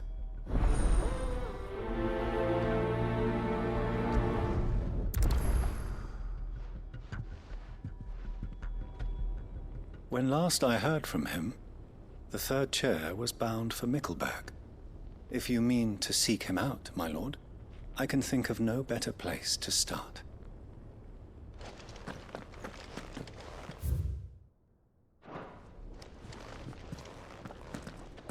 News has reached us of the black bulk that soars over the strait.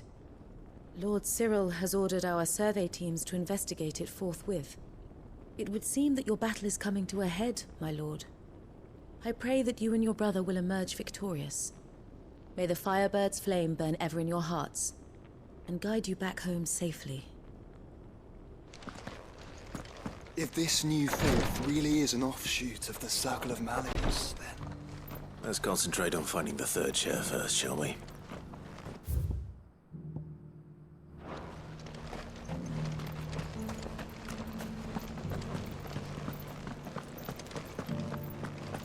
This is the Required Tree, an archive where we of the Undying collect and collate our findings.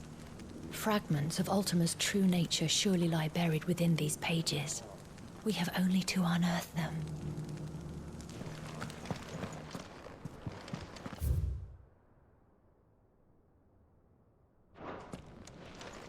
The Undying are not the only secret fellowship in this realm, you know. There are others, each working for their own ends. Why, not so very long ago, a society committed to discovering how one might cast magics without a catalyst was found to be operating throughout Valisthea. They were denounced as heretics, rooted out, and driven from our shores, never to be seen again.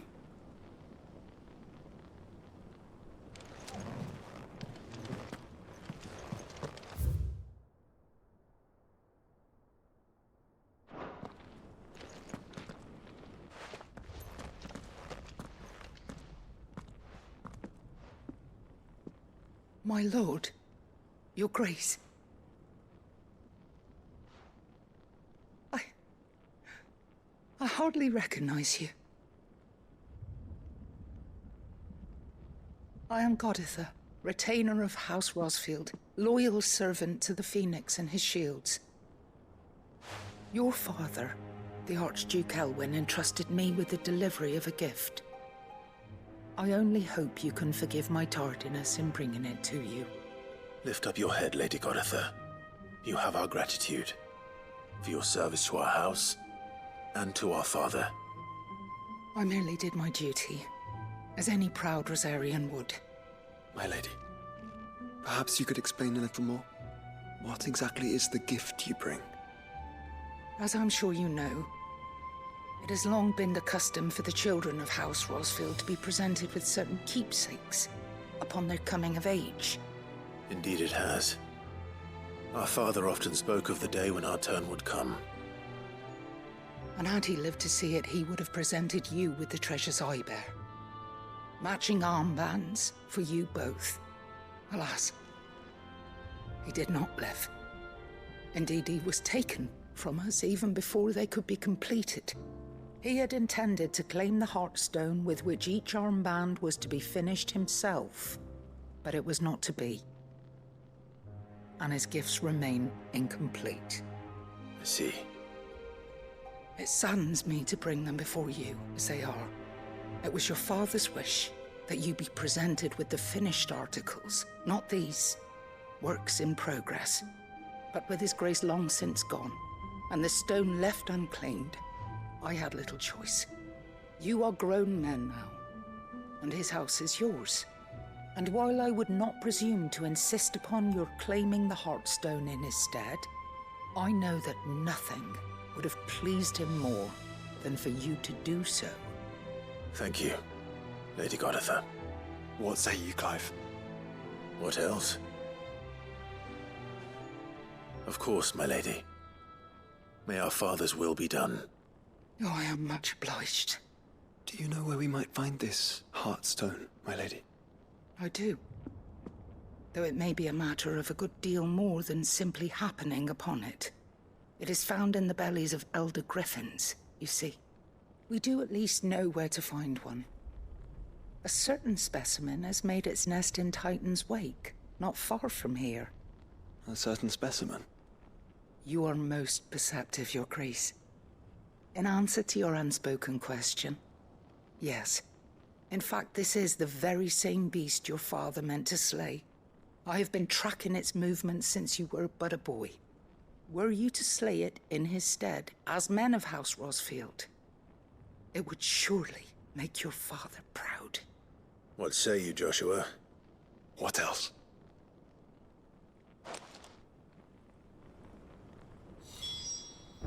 The griffin your father meant to slay is currently nesting in Titan's Wake, not far from here.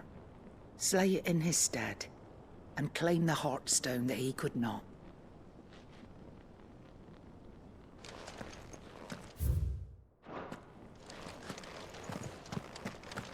Titan's Wake is to the south of here.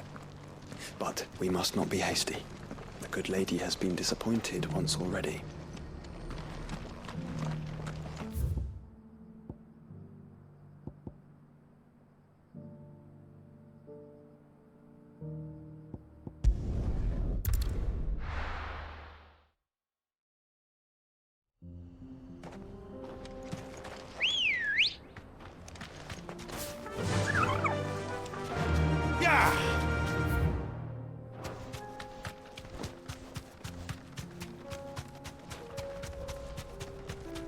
Eyes peeled, Joshua.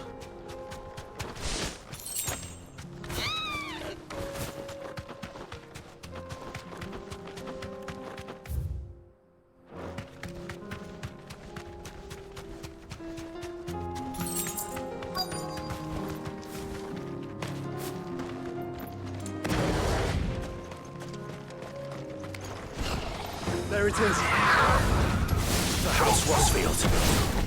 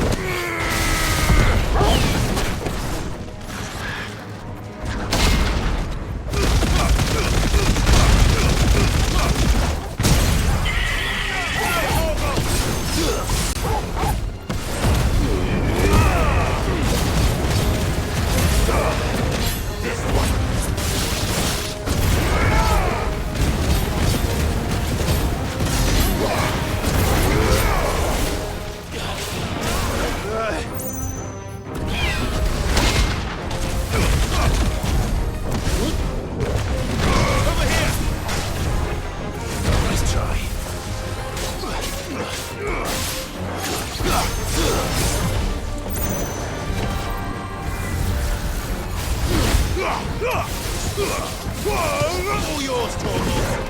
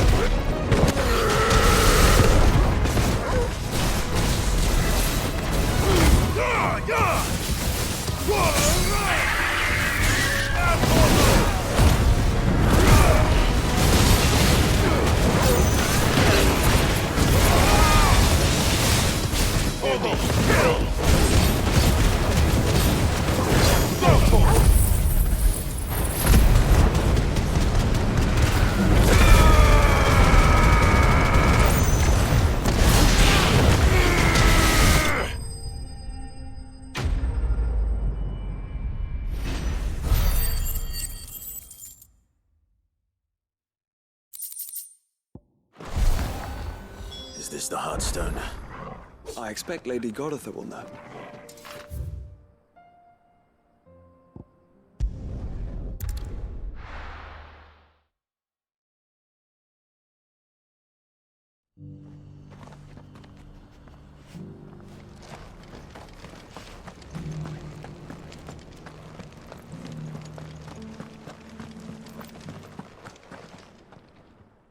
Thank the Founder you were safe. The Griffin is slain then? And the Heartstone claimed.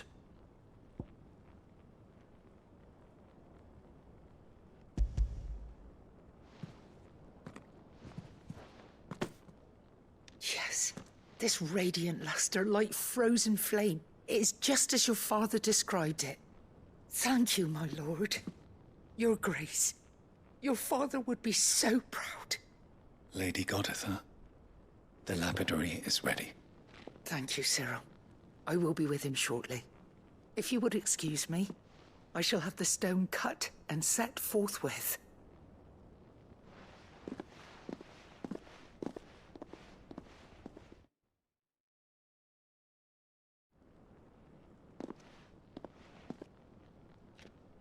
The armbands are complete. Pray, take them. They are yours, after all. Heartstone is harder and more enduring than garnet, or even ruby. It symbolizes unwavering will and devotion. And the graven vines encircling the stone represent the unbreakable bonds between you. It's a message. Father knew we had enemies both inside and outside the duchy. Enemies who would thwart his vision. Only with unwavering devotion would it ever be realized. And only if we stood together, as Phoenix and Shield, as brothers in arms. Only then might those enemies be overcome. Indeed. His Grace knew the enormity of the task he would entrust to you, his heirs. But this was more than just a message. It was a promise. That he would always be with you. Thank you, Lady Goditha, for remaining the steadfast custodian of our father's will. Forgive me, my lady, but there is something I don't quite understand. The Undying told me that after Father died, Mother claimed all of the ducal treasures for her own. Even if the armbands were incomplete, she would surely not have overlooked them. So, how were you able to keep them from her? Because I was the keeper of the vault. Though I was but a lowly servant, your father spoke to me of his intentions for the bands, of the deep love he had for both of you, and his hopes for your future. In the days before the disaster at Phoenix Gate, I discovered that the Duchess had ordered her jewelry be sent away from the castle. It was then that I knew she meant to betray us. I tried to warn your father, but it was too late. When word of the fire reached Rosalith, I knew my time was short. So I took up the armbands and I fled into the night. And thank the Founder you did. Yet my duty to your father was incomplete. Not knowing what else to do, I followed the Griffin, thinking I might claim the Heartstone on its passing. And so my pursuit continued, until Lord Cyril appeared before me. He informed me that His Grace's will had been recovered, and that his sons were alive and well. Lady Goditha, on behalf of my father and all the people of Rosaria, I thank you for your loyal service. As do I. Thank you, my lord. Your Grace, for coming back to us, for giving my service meaning. I remain your faithful servant, my lord.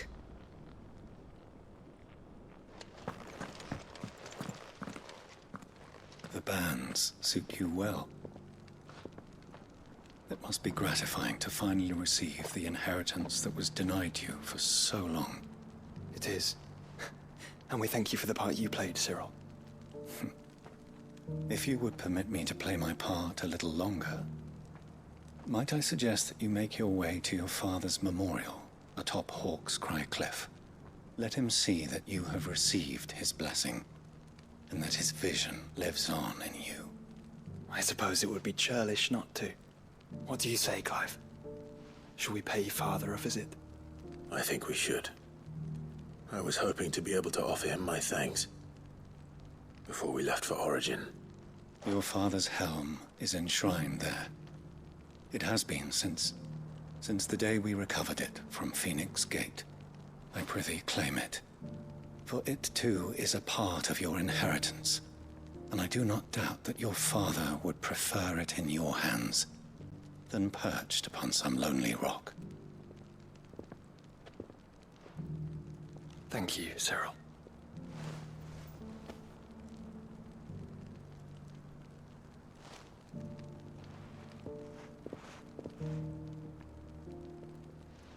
Come on, Clive. He's waiting.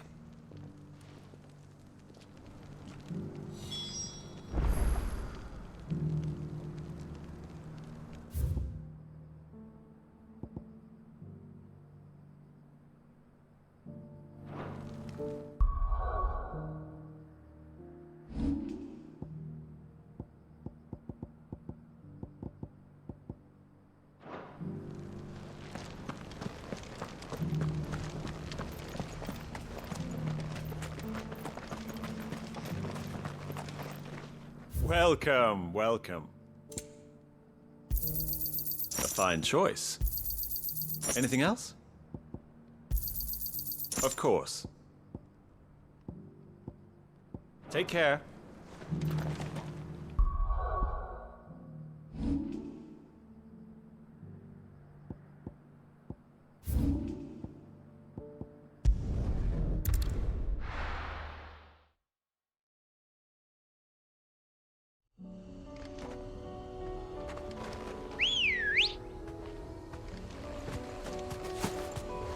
Let's go. Yeah! Unwavering will and an unbreakable bond. Do you really think we're strong enough? To save the world? Of course. To have overcome Father's political enemies? That I'm less certain. Especially knowing what we know now. What Mother was truly capable of. Perhaps these plans would have helped. Knowing he was with us would have made all the difference.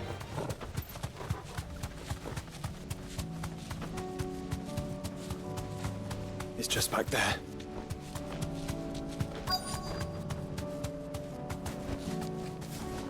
You deserve a rest.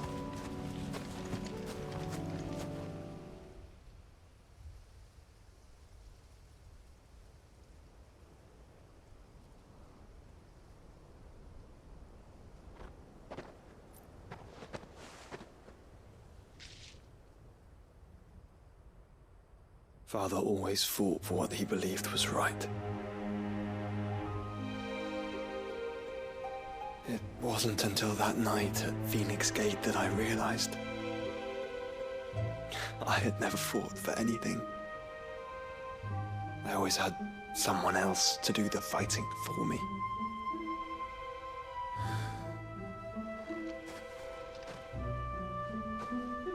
No matter how fate conspired against him, he never lost heart, never looked back, never stopped fighting.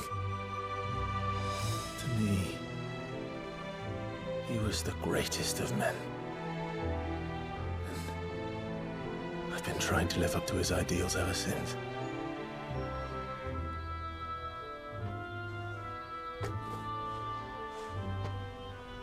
We all have, Clive.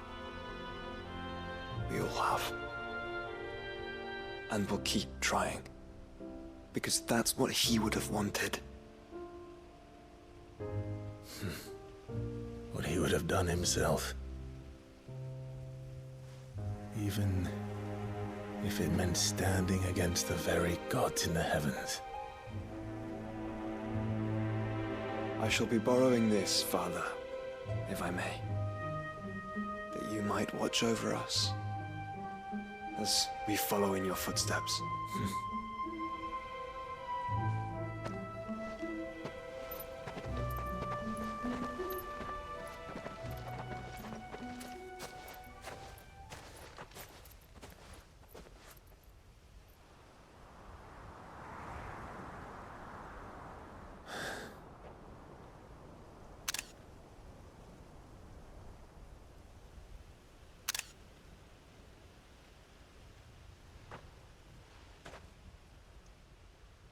We won't lay you down.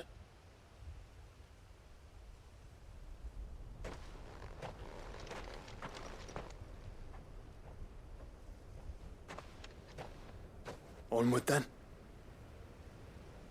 Onward. To the end. And to a new beginning.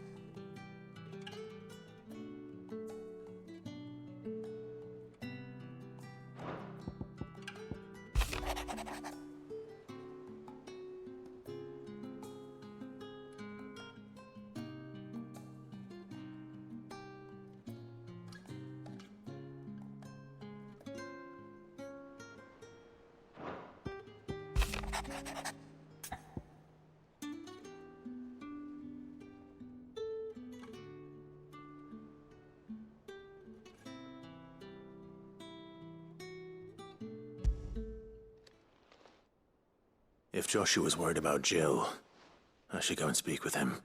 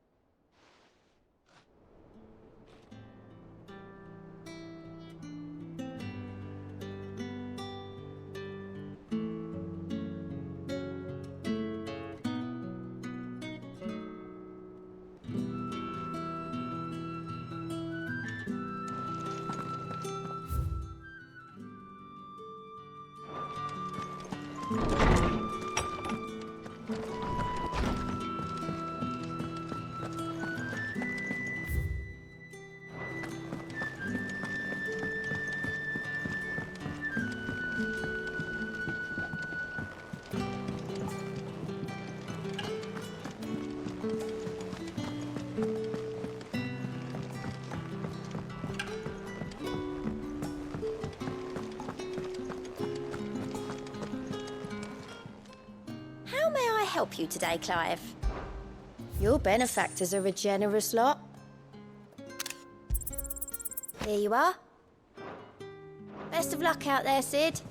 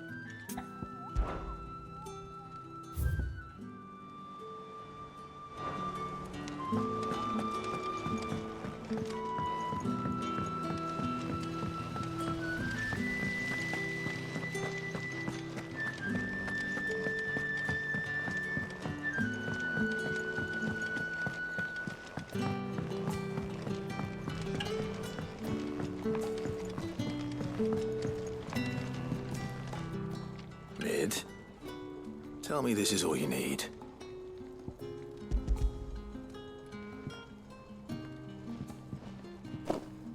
Aw, you make it sound like I asked you to save the world or something.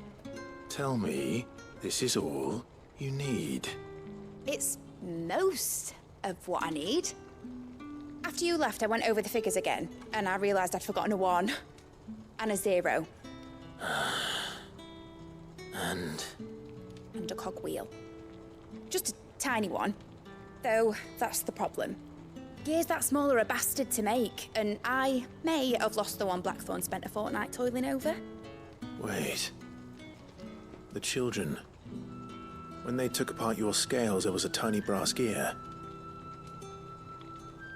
Now that I think about it, they didn't use it when we put the scales back together.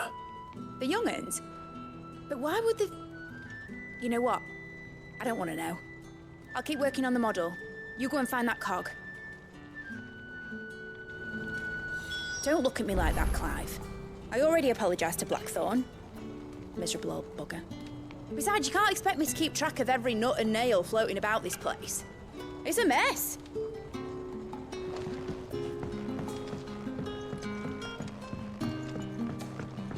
Has Midadol mentioned a new project yet?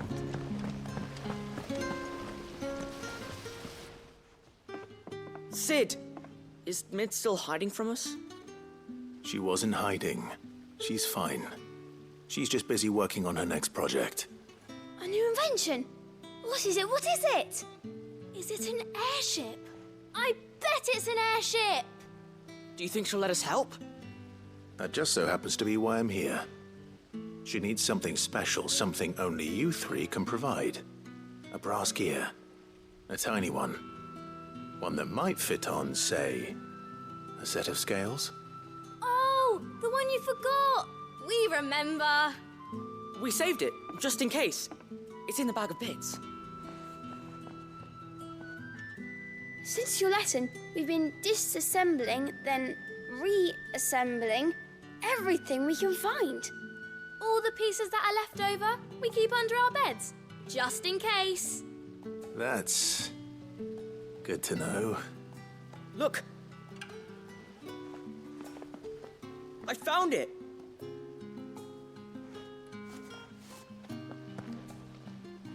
Is that all? Just the gear? We have more parts if Mid needs them. That's all for now. But I'll let Mid know about your hoard. Just in case. Thanks, Sid. Back for another part. We've got screws and bolts and nails and knobbles and noodles and,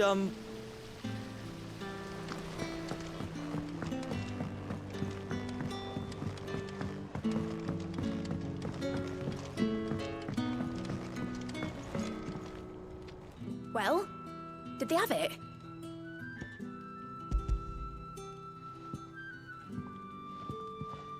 They did. And they kept it somewhere nice and safe. Will it work? Will it work? He's perfect! You're a genius, Clive. What exactly are you going to use it for? Only the most important job of all. The wings aren't going to move on their own. But with the right cog in the right place... Well, you just wait and see.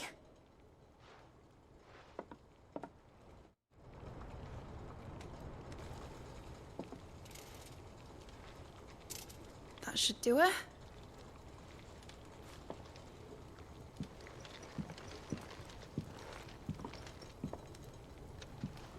Here goes nothing.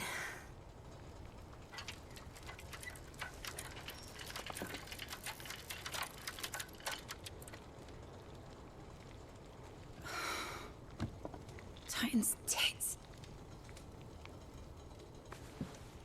It wasn't supposed to fly, was it? Of course it was supposed to fly. Wouldn't be much of an airship if it didn't. Honestly, these bloody engines are driving me mad. I was so sure this would be the day she soared. The Mithril engine was made to make dreams come true.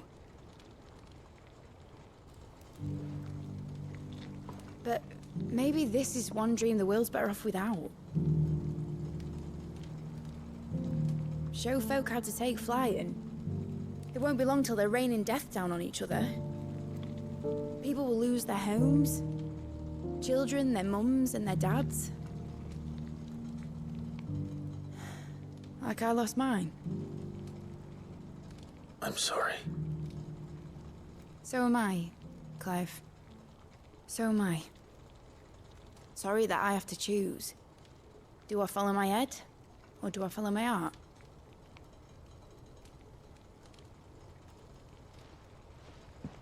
Good question.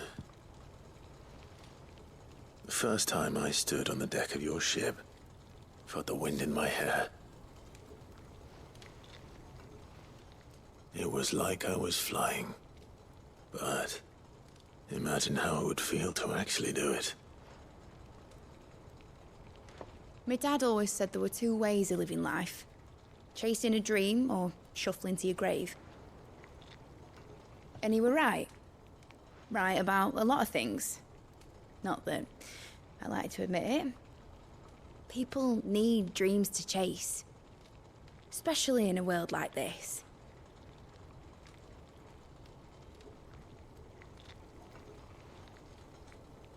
Right. When this is over, I'm gonna take all my mithril engines to Zemeckis and sling them over the edge. I won't have my dream end up turning into someone else's nightmare. But all that hard work... All that hard work will not be used for war, Jamie. But it ain't like it'll be gone.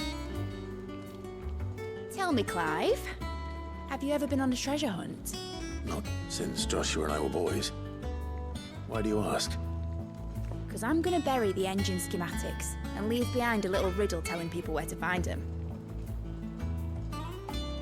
A really hard one, so that only the most dedicated dreamers will ever be able to work it out.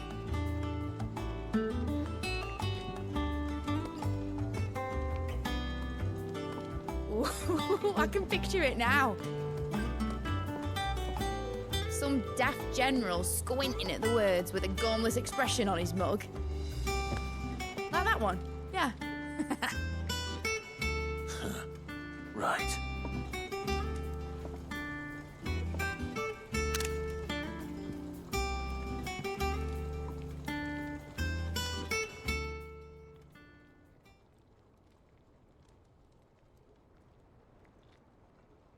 Of course, if I'm putting this engine at the end of a treasure hunt, I'll still need to make it a treasure worth hunting for. Won't be much of a prize if it couldn't even make a toy boat fly after all. My dad always said, dream big. But it ain't the size of a dream that's important, is it, Clive? Only that it's a good one. And I reckon I've got a fair few good uns left in me. I'm sure you do.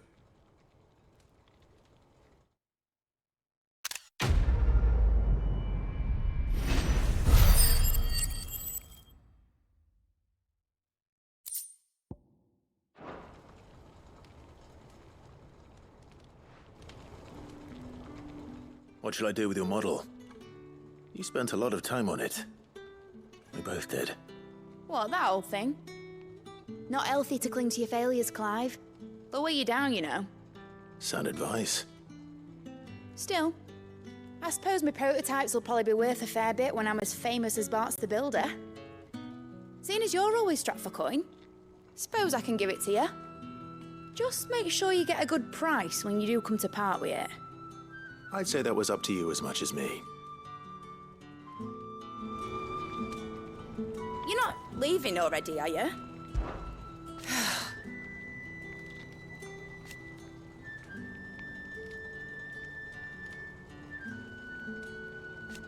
Make a name for yourself.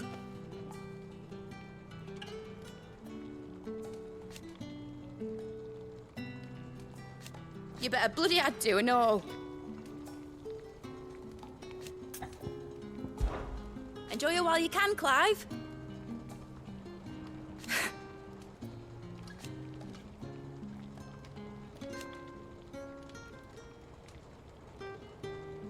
Imagine that, eh?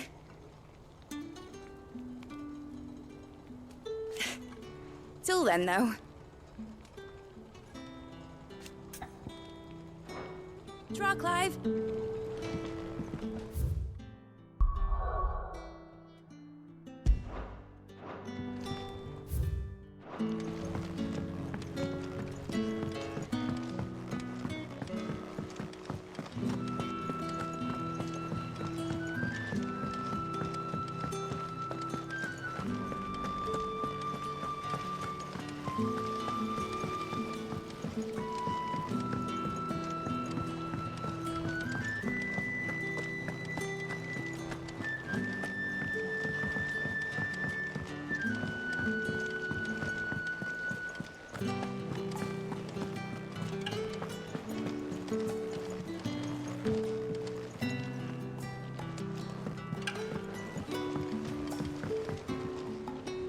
Joshua, I read your message. You're right. Jill is different. I don't think I'd realized how different, but since we returned from Drake's spine, I've felt it more and more. I suppose it's not hard to imagine why. She doesn't think she belongs anymore. And that's why we need to remind her she is still one of us. To let her know that we still need her. Now more than ever. That you still need her. But how to do that? When last we were truly close, we were but children. Of course. Do you remember the time we accompanied Father on his annual tour of the Duchy? And Jill and I broke from the procession to ride up Man's Hill. To see the snow daisies, I remember. It was the first time Father had allowed us to join him. And when he realized you were missing, he had the entire retinue down to the pot boys combing the countryside. In the rain. A thunderstorm forced us to take refuge in a grove of oaks before we'd even made it halfway there. It was the Lord Commander who finally found us, and needless to say, he was none too pleased. Then it seems you and Jill have unfinished business. What do you say? Man's Hill. It's not that far. Oh, true. Though I suspect it is also much changed. Little in southern Rosaria remains as it was when we were children. You're saying I should go and scout the area for bandits? I'm saying we should first go and see if there are actually still any snow daisies left. What would you do without me, Clive? I can't say my travels ever took me back to Man's Hill. I'm curious to see how it has fared.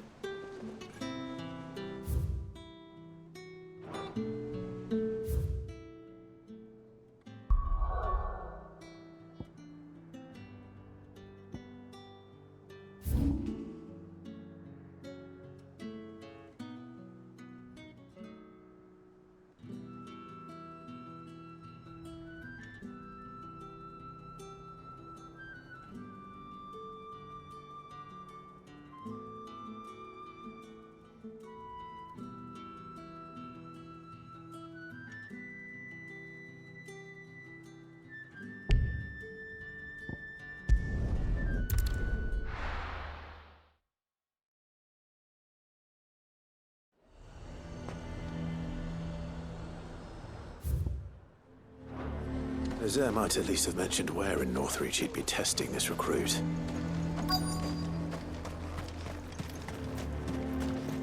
I'm nervous. Well met, Sid. This is the Initiate. Ember, present yourself. At your service, Master. Please, just Sid. There are no masters here. Your life is your own. Oh, of course. Thank you, Sid. The Sergeant says you'll be evaluating me at my trial. To become a scout, yes. You are aware of the dangers inherent in that role. I am. But I swore I'd face them. Just like the man who saved my life. And who would that be? Gav. It was him who found me and freed me. No magic, no support, just one man and his nose. Came and sniffed me out. It taught me what one man can do if he puts his mind to it. And I've been training ever since, so that one day I can be someone's saviour, just like Gav was mine. I'm sure he'd be flattered. You clearly have good intentions, Ember. And it sounds like you're under no illusions. Stick to this path and you'll make a fine Cursebreaker. So, what? Have I passed? You haven't even started yet. Now listen.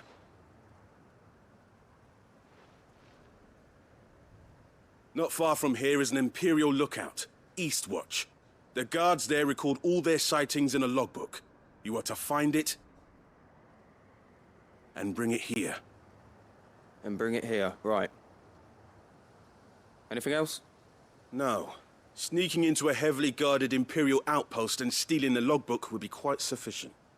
You'll need to assess the situation, determine a point of entry, create a distraction and effect an escape, all without being discovered and thrown into an Imperial oubliette. Ember, Gav isn't our best scout because he can do everything. It's essential that you know your limits. Know my limits, right. I won't let you down.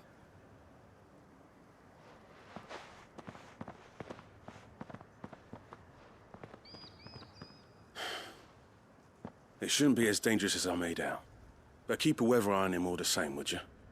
On my way. All right, Ember.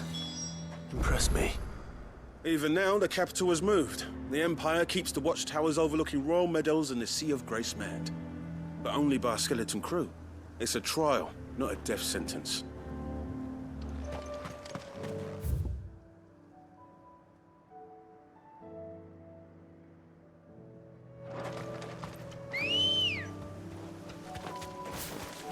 Come on.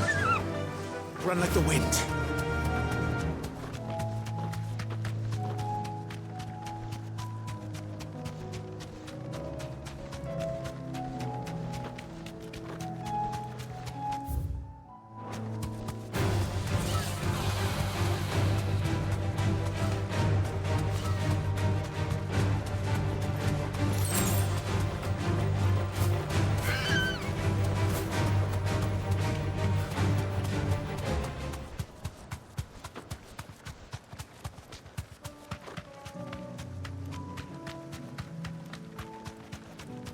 These are clean kills.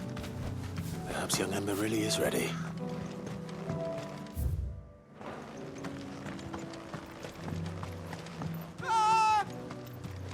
Or maybe not.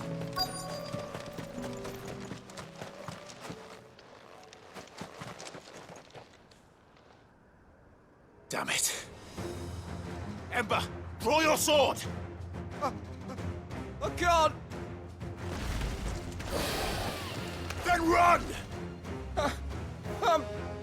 If you want him, you'll have to go through me.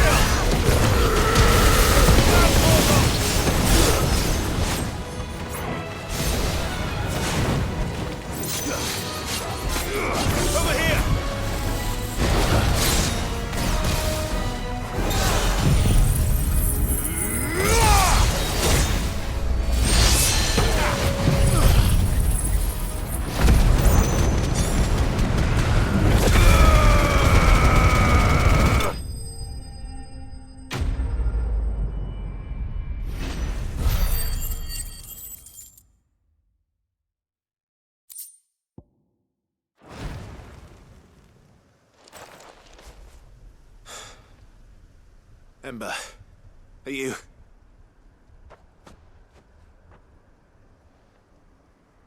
Gone. Of course. Scouts really are a rare breed. Back to Northreach it is, then.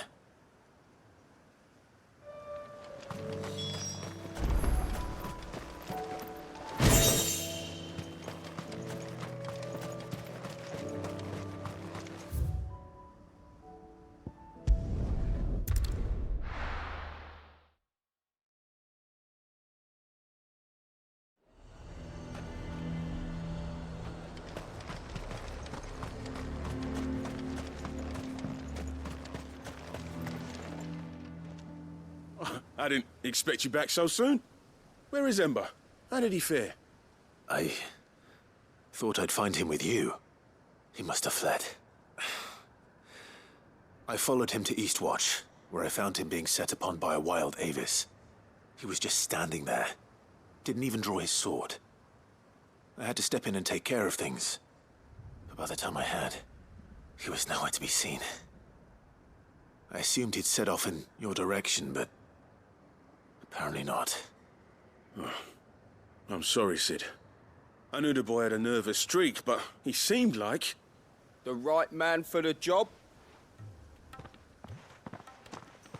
I believe this is the logbook you tasked me with retrieving. Eh? How did you... Don't you tell me you breached the tower while Sid was busy saving your skin. What? Wasn't that what you asked me to do? To bring the thing back without getting caught? He has you then, his heir. And he did it all on his own. But Sid, he did what he thought was best. And now I have to decide whether I agree. Of course. We'll await your evaluation back at the hideaway. Don't you leave my sight. Yes, Sergeant.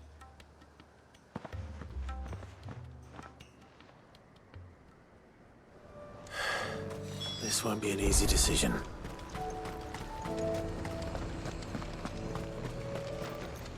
The Dame actually cares about this town, unlike the Duke. He's only interested in picking our pockets to line his own. And what can I do for you?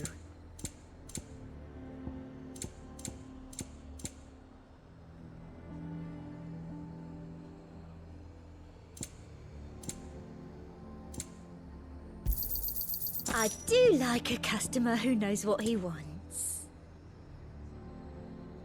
I'll be here if you need me. The garrison is threatening to pull their sentries from the market. I would speak with this Duke. Saw the captain just now. Your town needs you.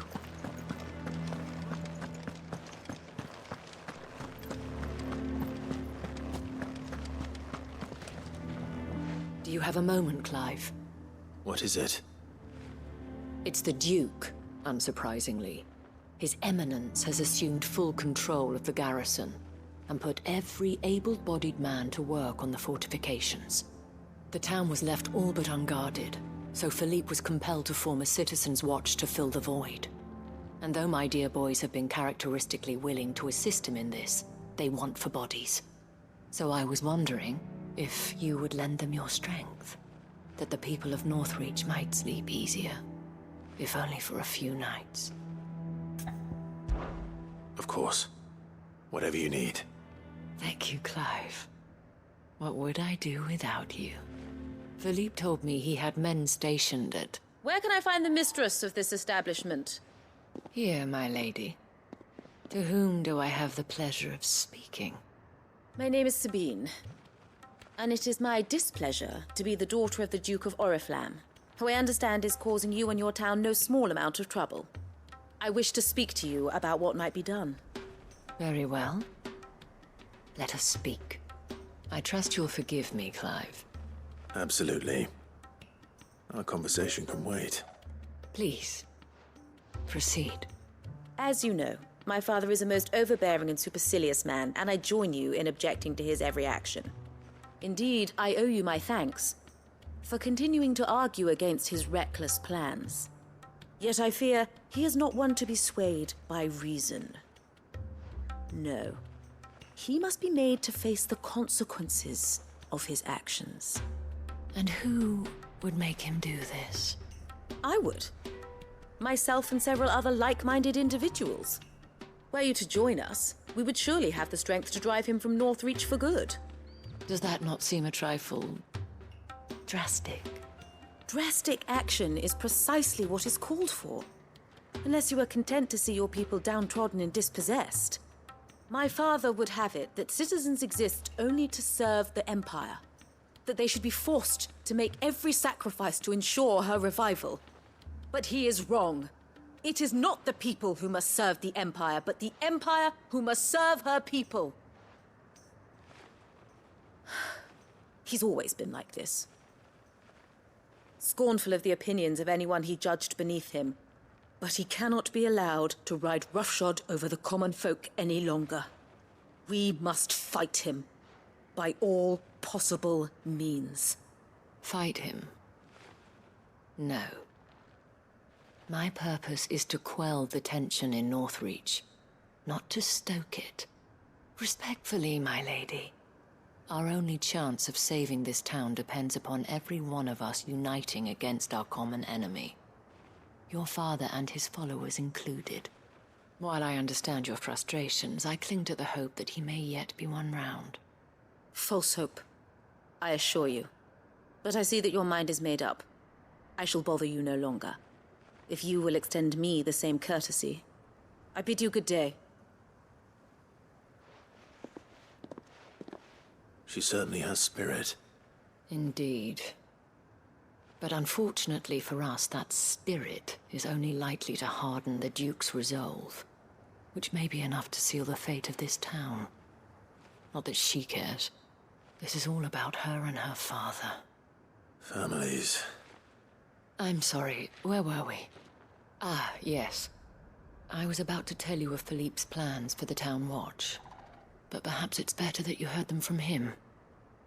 I believe he's in the market, if you'd be so kind as to seek him out. Right away. It's just a pity I cannot join you. I'd like to see the two of you in action together.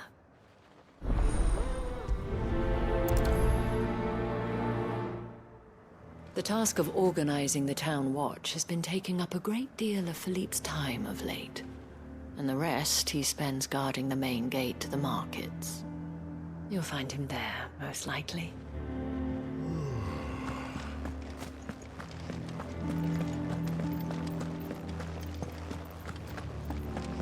Your town needs you. Saw the captain just now.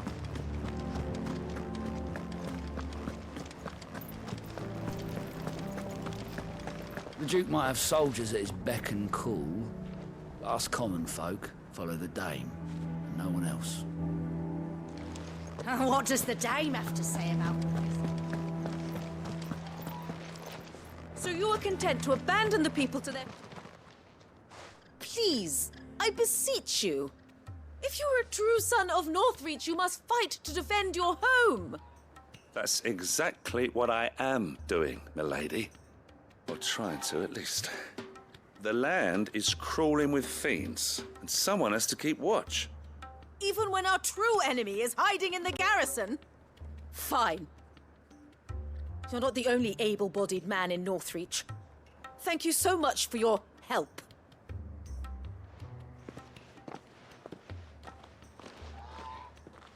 She cornered you too, then?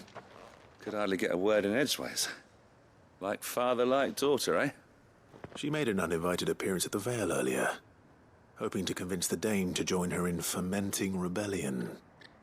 I bet that went well. Her ladyship seems to have a way with people. Anyway, what brings you here? Our mutual friend thought you might welcome some help. Oh, she did she? Right as always. In fact, you're just the man. We've had some reports, you see. Sightings of, you know what. They're back. Seems that way. All over, too. We haven't been able to confirm anything yet, but if you're willing, you could go and see what's what. Right. Where should I look? You know Grieger's Weep? One of the sightings places them somewhere on its shores. I'm on my way. Thank you, Clive. I'll look into one of the other sightings. Let's rendezvous back here later.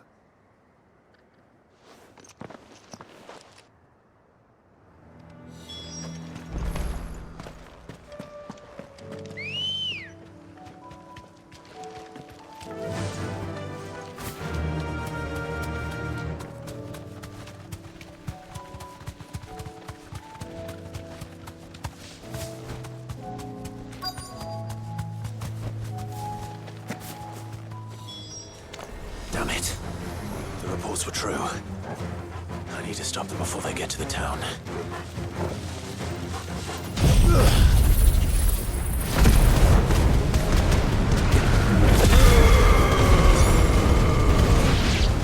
Soil and stone!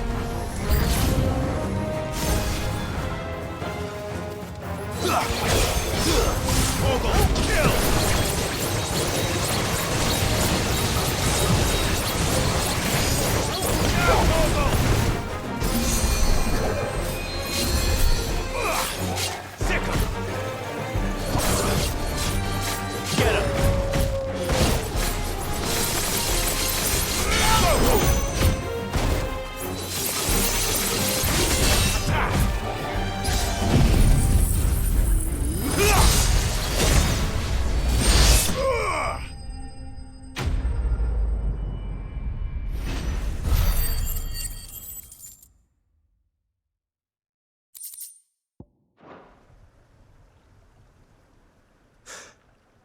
Call that a test, Ultima? Clive, it's me. You all right? I am. But it seems the reports were true. The thralls have returned. I dispatched the few that I found, though. Well, there's something, I suppose. But what were they doing south of town? They all came from the north last time. We might be able to fend off an attack from one side or the other, but from both? Do you have eyes in the north? Some. I should probably go and have a look, though, just to be sure. You head back to Northreach. I want you there just in case war breaks out while I'm away. What do you mean? Her ladyship's been busy working her magic on the townspeople. Stirring up ill feeling towards her father. But she'll have her marching on the barracks if we're not careful. What? This is exactly what the Dane was afraid of. I'll do what I can to calm things down. Be careful out there, all right? Don't worry, I'm not like you. One sniff of those things and I'm running back to town screaming blue murder.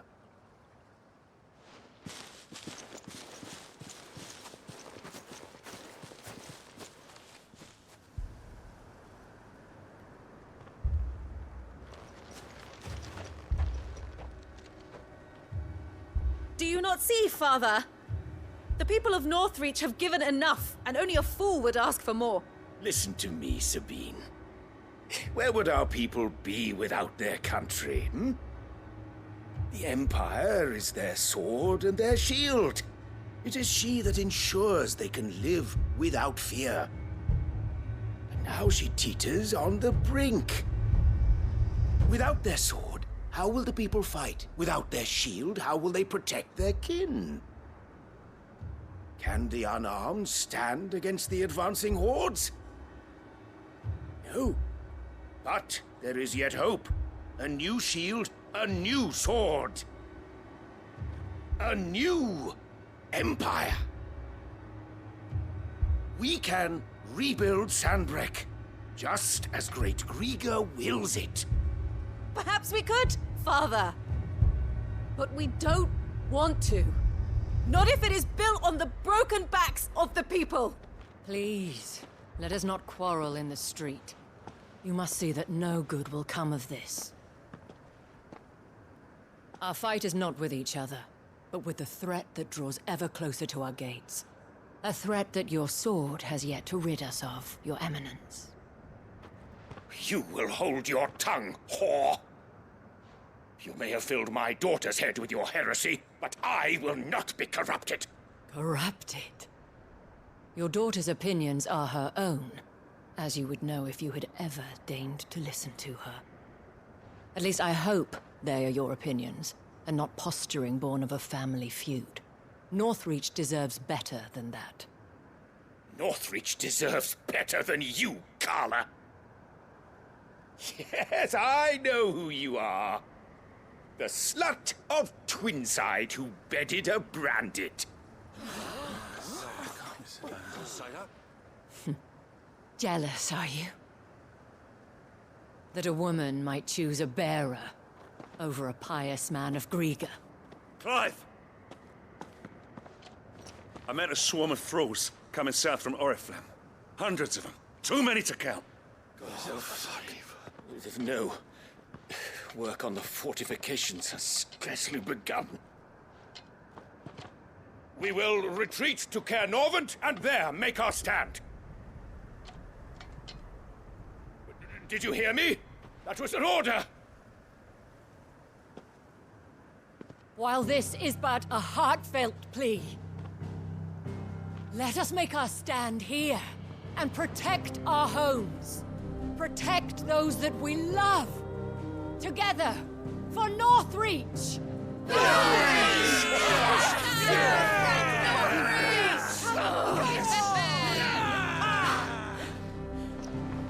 You heard the dame. What are we waiting for? Pikemen to the gates. Archers to the roofs. Quickly, come on!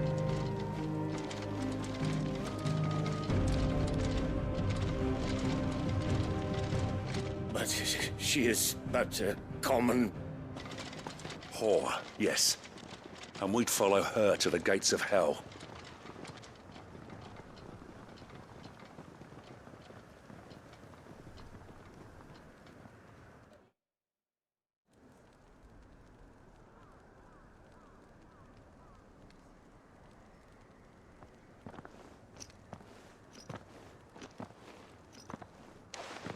The men have their orders, and they look like following them. I got them spaced out at regular intervals. Whichever direction the thralls strike from, there'll be someone there to meet them. Thank you, Philippe. Rest assured the people will play their part. The herbalist has donated her stock of medicines to me. Should any of your men be injured, take them to the Vale. We'll see to them there. Thank you, milady. I will. I'll play my part too. You still won for numbers. Unlike the enemy. I only hope I can go some way to evening the odds. Philippe, can I leave the south in your hands? I doubt the thralls by the lake were the last of their number. Of course. I'll lead a party down that way so we don't get taken by surprise. What about you? I'll make my way up the road to Oriflamme. I fought a few of these things. And while I can't promise to hold them all back, I should be able to thin the herd. All right. But take care. Thank you. Both of you. You can thank us when it's over. Till then, madame.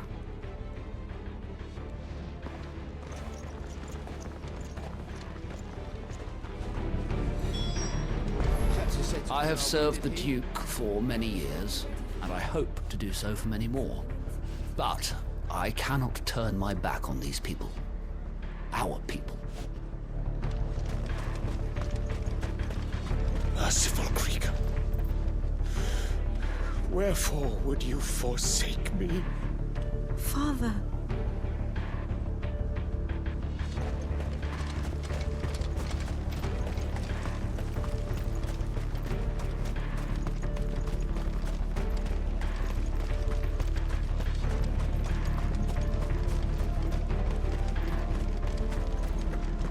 If any get by, you can trust we'll be here to meet them head on.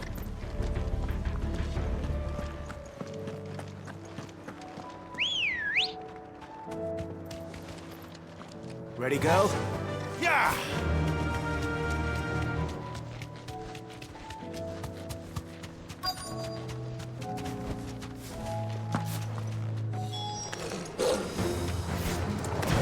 There are so many of them.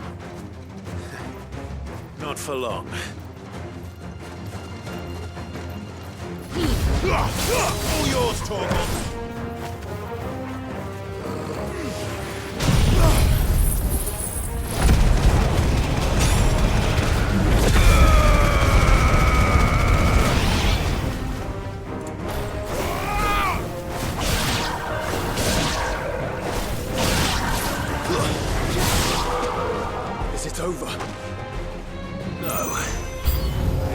has begun.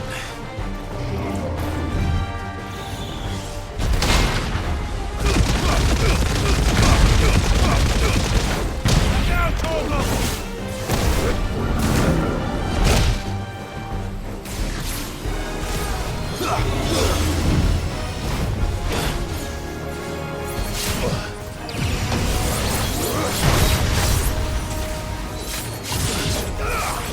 It's one.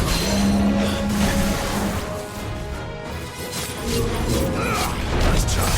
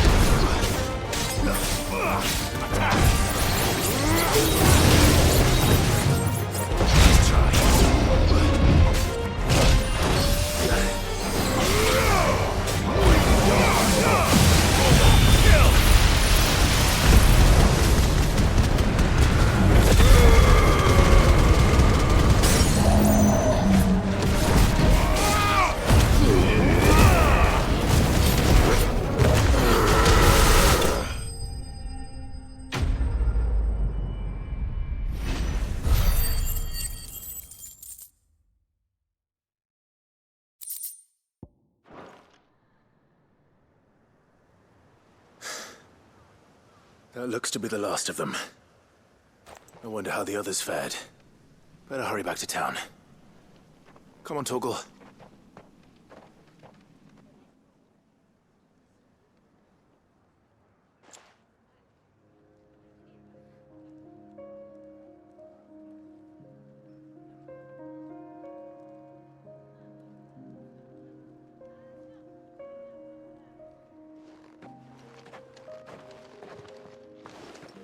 Clive, it's good to see you. And you. The road to Oriflamme is clear. How did you and your men fare? Well, we ended up fighting for our lives down by the lake. Took a few nicks, but nothing the girls of the Vale can't put right. Glad to hear it. Well, it seems we've survived. For the time being, at least. I thank you both for answering the call. You were right. And I was wrong. About everything. I had thought that the only way to unite the people was under the banner of Empire. That without a strong hand to guide them, they would drift apart. To be borne hither and yon by the eddying currents of fate.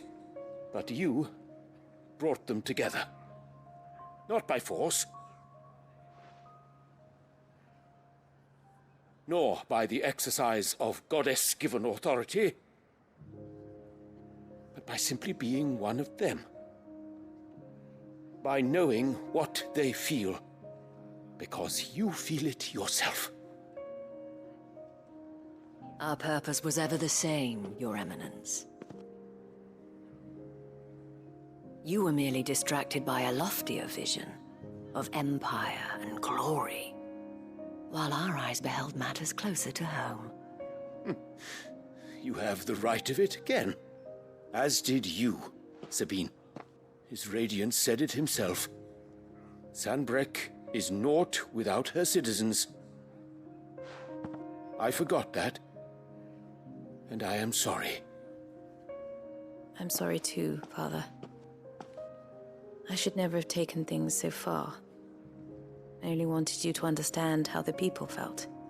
How I felt. But my anger got the better of me. Do not blame yourself, my dear. This was my doing. I should have listened to you. To all of you. Your Eminence, your Ladyship, I do not doubt that you came here with the best of intentions. But I believe the same could be said of us all. We all want safety, security, prosperity. Not just for Northreach, but for the entire realm. And we may yet achieve it. If only we work together. Will you join us in this? Yes. We shall. Thank you, Your Eminence. Now that that is settled, I must go and see to the wounded. The Vale's doors are always open to any soldier in need of relief. And today there are more than ever before.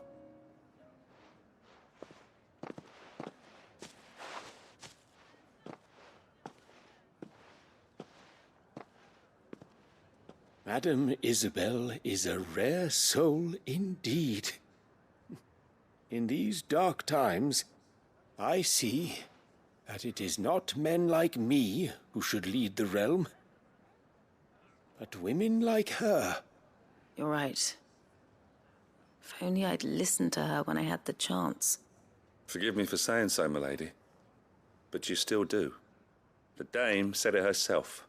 We can turn things around. We just have to work together. And that goes for you, too. You're one of us now.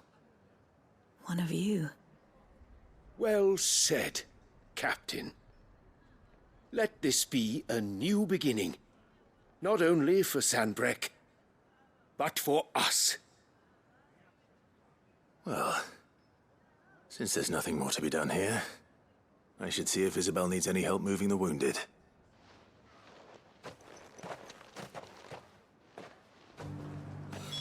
Can we get you anything?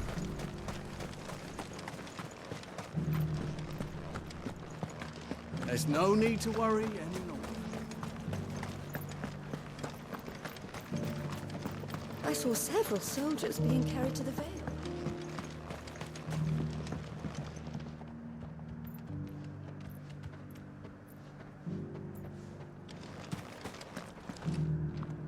How goes the treatment of the wounded? I'd be happy to man one end of a stretcher if it would help. You've helped quite enough for one day, Clive. Thank you. Don't mention it. Oh, but I must.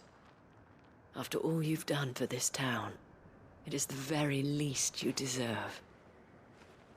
Tell me, if Northreach had fallen, what would you have done? A woman of your means could find a home anywhere in the realm, but I sense you would rather have died here. It's a long story. For you, madame, I have all the time in the world.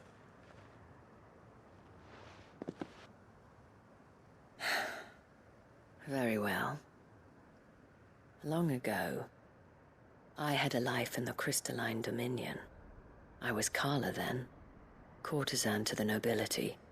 So sought after was I that it was only they who could afford my time. Alas, those halcyon days were not to last. For naive as I was, I fell in love with a bearer. He was my master's guard, the gentlest man I have ever known. After they discovered us together, he was whipped bloody and forbidden from ever looking at me again. And so we fled. Not that we had anywhere to flee to. We wandered, aimless and starving, half dreading, half praying that the next day would be our last. Until we found ourselves here, in Northreach. It was the Vale that took us in, that fed us, clothed us, and healed our hurts. Those that could be healed, at least. My love was already too far gone. He passed away. He did. Not long after we arrived. But at least we were able to share a few moments of peace before the end. It was the greatest gift I have ever received. But the generosity of this town and her people did not end there.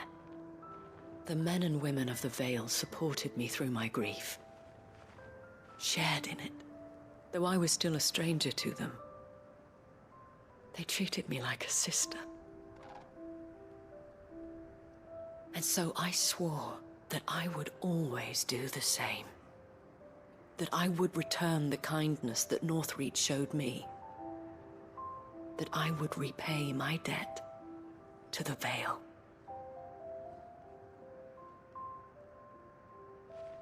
Thank you, Isabel, for sharing this with me.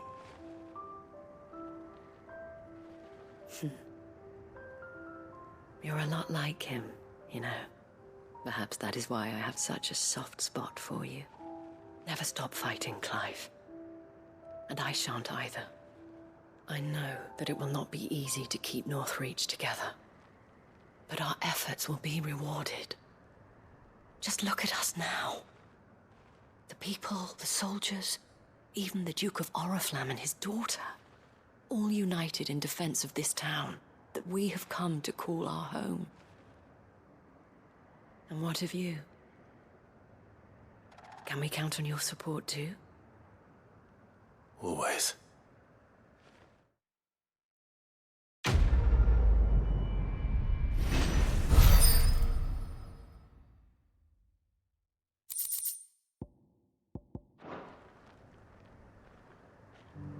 We have brought Northreach together. Now the fight begins to keep her together. For if this town is to survive, we must all play our part. Including you, Clive.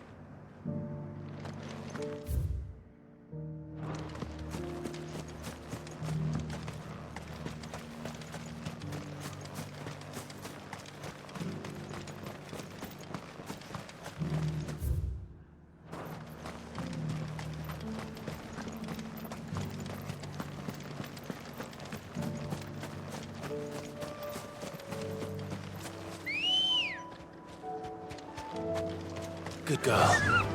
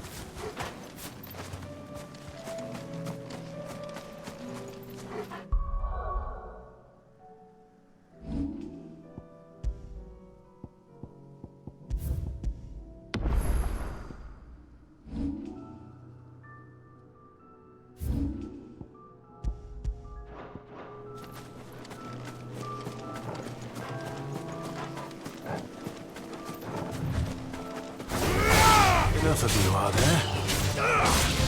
Over here! Now, Torgal!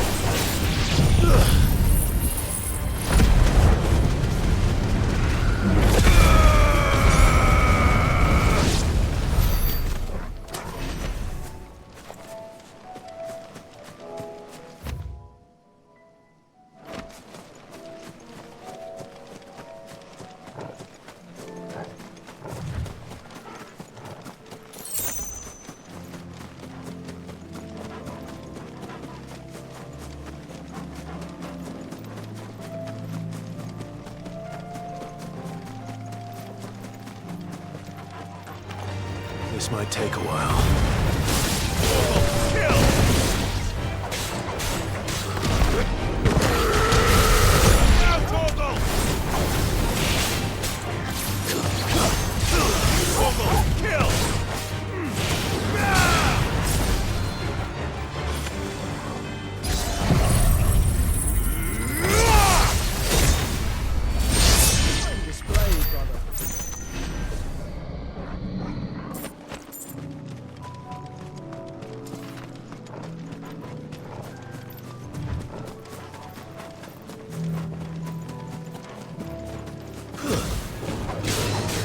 Get him!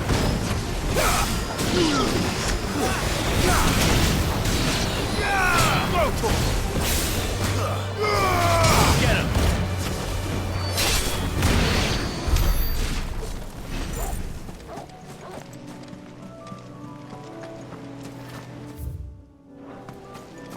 Have care. Over here!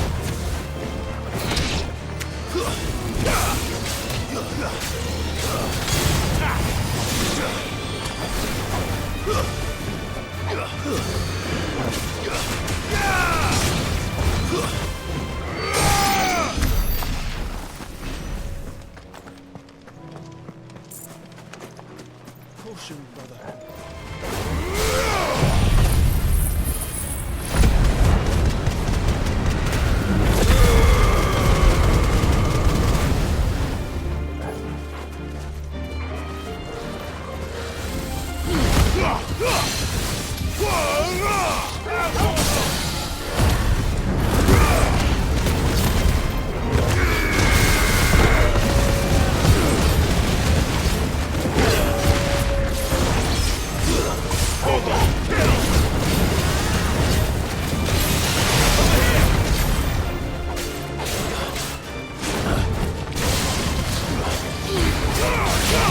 All yours, Torgal.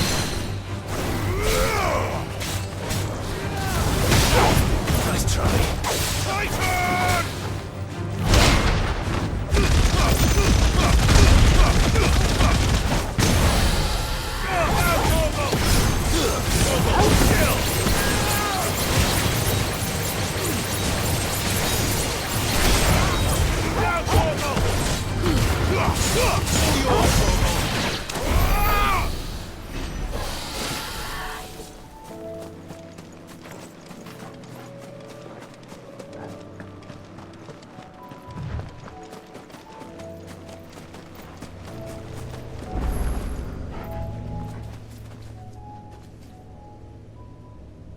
This one's awake.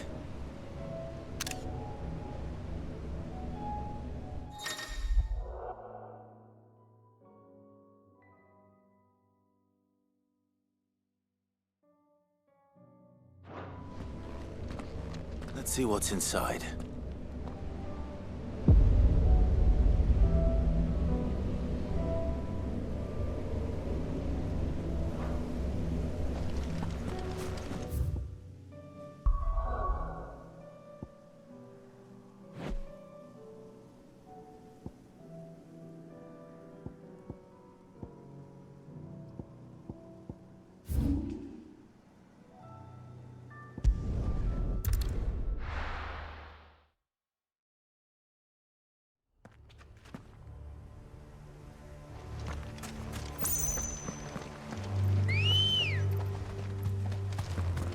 Come on.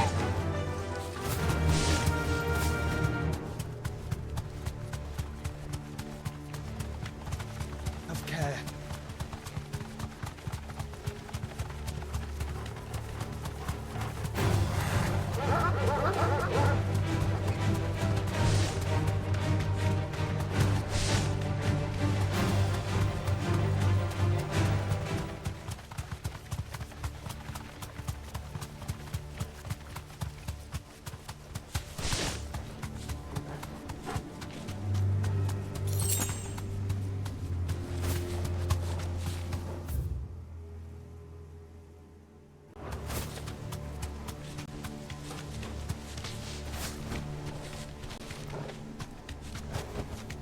I can walk from here. This must be the orphanage. Hopefully the registry is still here.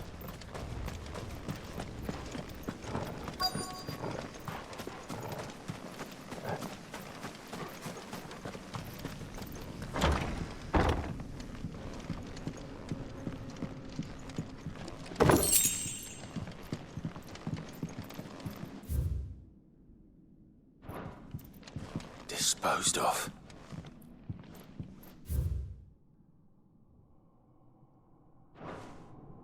Conditioning. This is nothing short of torture. Herman wasn't exaggerating. It's a wonder he survived this place. I need to find that registry.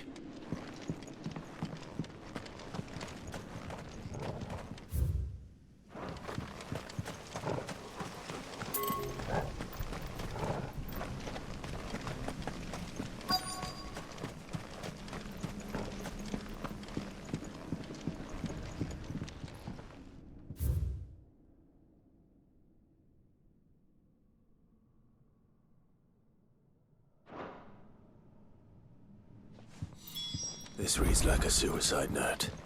Did the director go through with his plan? There's only one way to find out.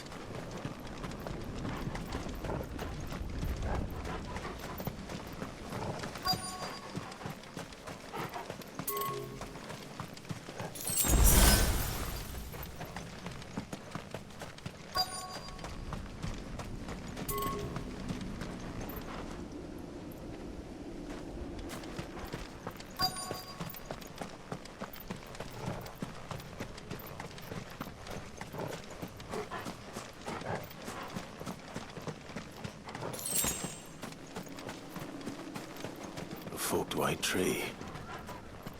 This must be the place.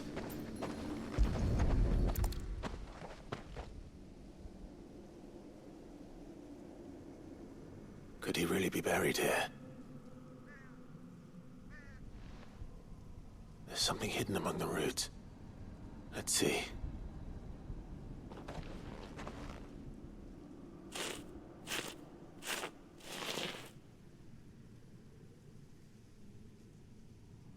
This must be the registry.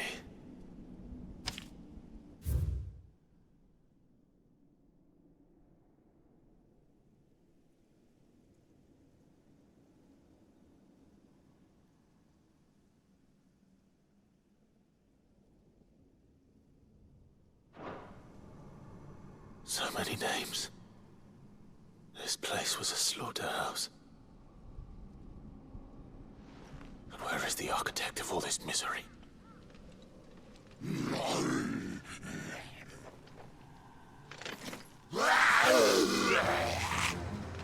It was only a matter of time, I suppose. This place is cursed. All yours, Torgal!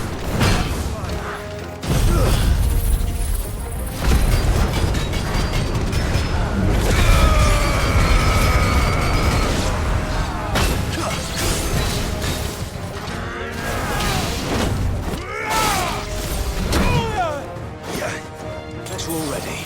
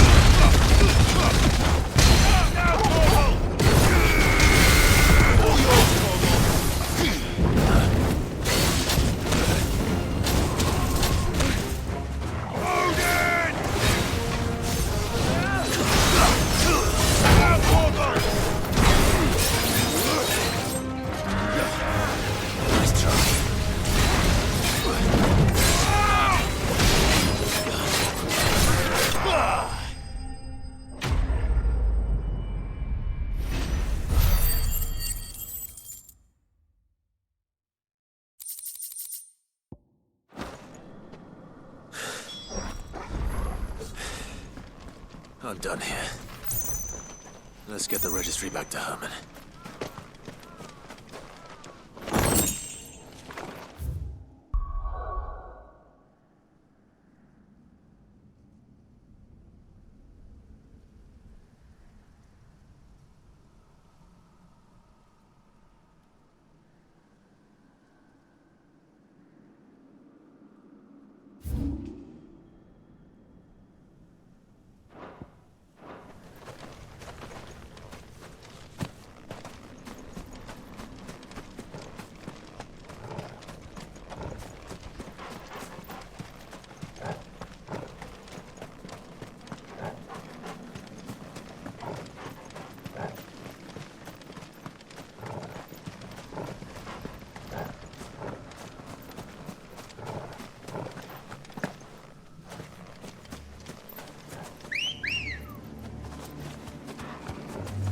Good girl.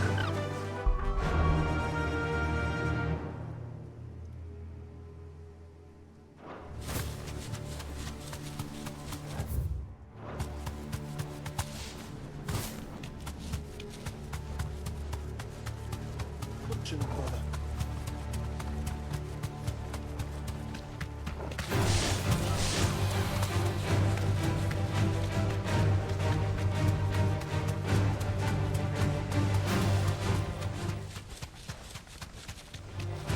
All right.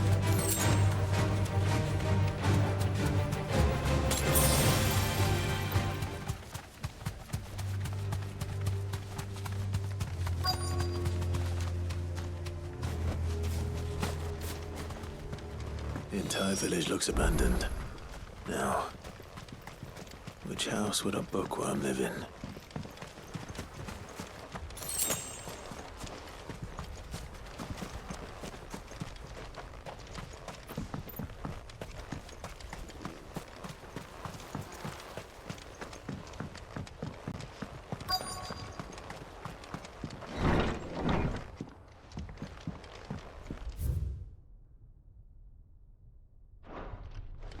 This is a Royal Army logbook. Did he take this from the local barracks?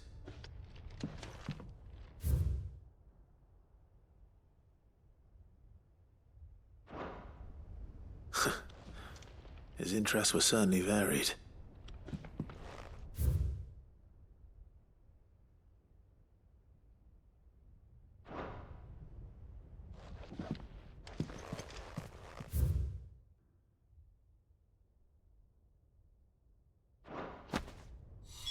This is it. But if what it says is true, I need to get this back to the hideaway.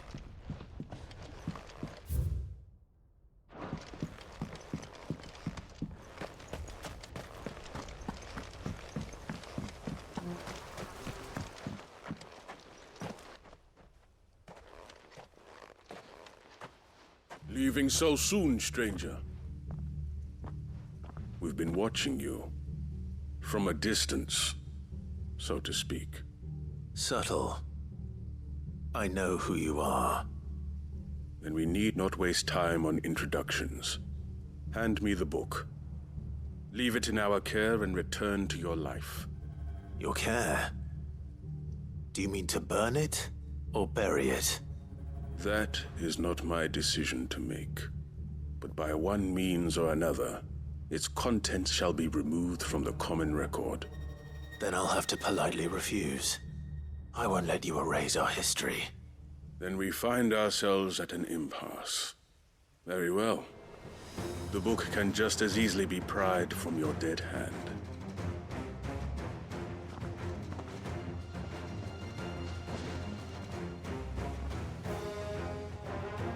Let's see, shall we?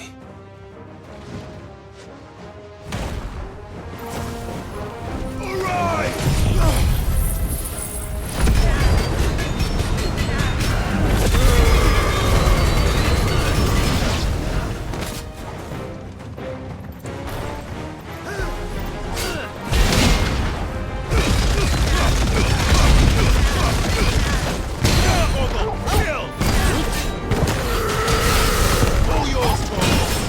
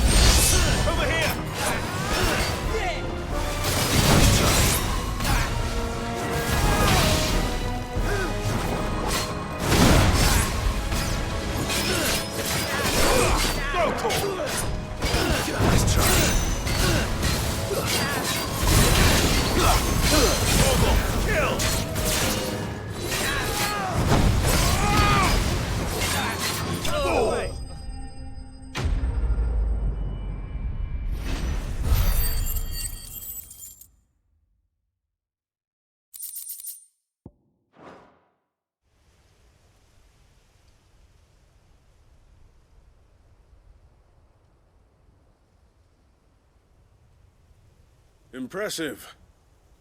But we have other means. We shall claim the book yet. Why do you want it so badly anyway? It lays out in no uncertain terms the vanity and avarice of mankind. It tells the shameful history of the persecution and oppression of a gifted few by a giftless many. Would you say that this interpretation was correct? I don't know. You don't know. Your sword may be sharp, but your wits are dull. So let me answer for you. There is no correct interpretation of history. That a series of events took place may be proved beyond a doubt. But there can be no single, immutable explanation as to why they came to pass. It is a question of numbers and of belief. If enough people believe that a set of events occurred for a reason, that belief becomes the truth. So you're trying to control the truth? We are trying to protect people from themselves, from knowledge that would bring them naught but pain. That is all. You may keep the book, for now. The world is small. We shall meet again. Until then. Wait! Damn it. Let's get this back to Vivian. Perhaps she can explain what that was all about.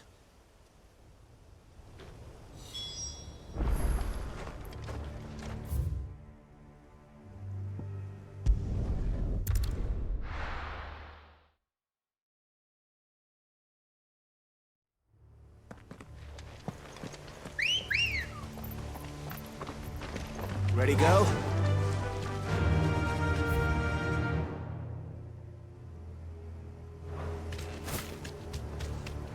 Doris is waiting for me near Balmung Dock. The longer she's out in the open, the more likely she is to be found by a Kashik. I need to hurry.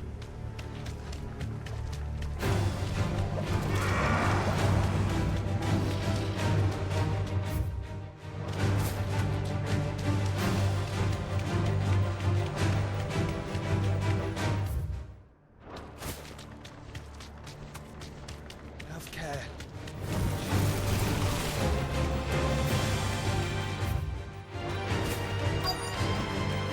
I can walk from here.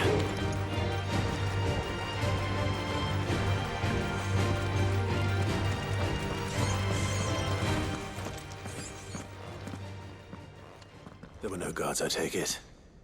None manning the gates, no. It's a different story inside, though. The corridors are crawling with Akashic. Most likely guards left behind when the wardens ran. If Chadwick was being held here, I worry that he may already be. Don't give up hope just yet, but let's move quickly. Let me check the ground floor. The ether stick is there. Then I'll search the upper level. Good luck, Sid. Stay safe.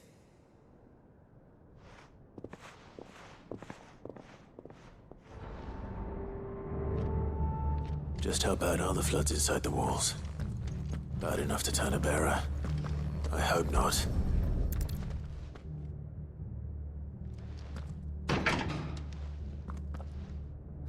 Locked up tight.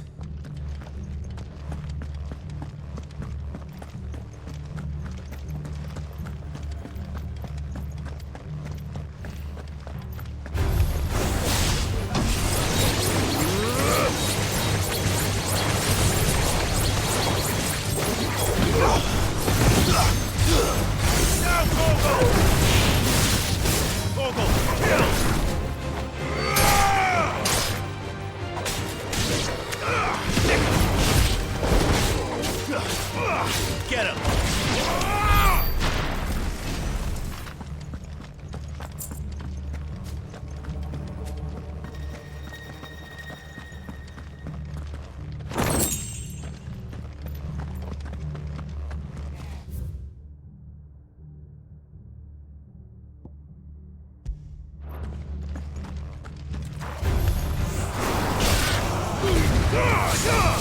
All yours, Torgal!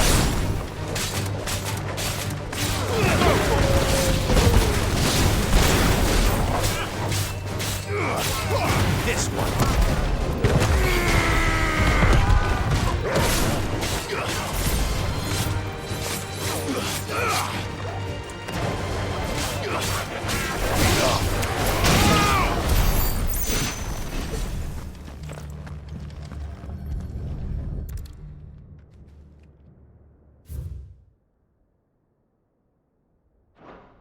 Minimal loss of Waluda lives. And what happens when they run out of bearers? Even the Imperials take better care of their branded than that.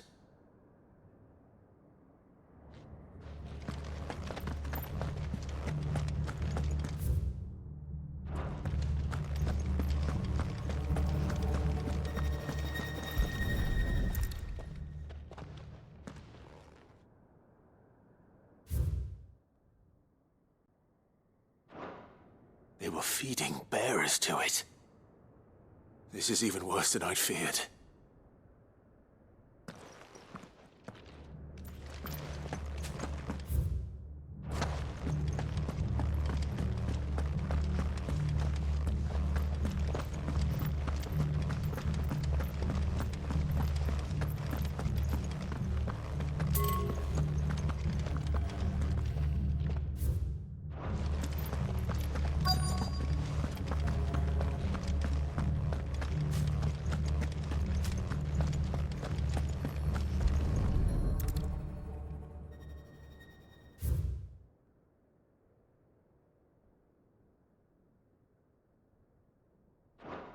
So this place was no ordinary prison. And I doubt they'll have taken the creature with them when they fled. Nothing but a Kashyyyk down here. Hopefully things are looking better upstairs. I should go and see how Doris is getting on.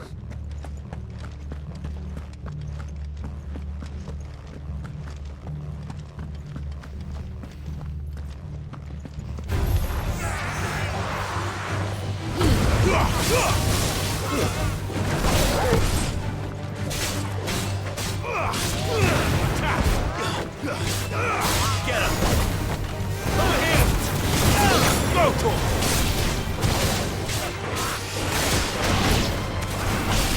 Tighter! All yours, Torgal!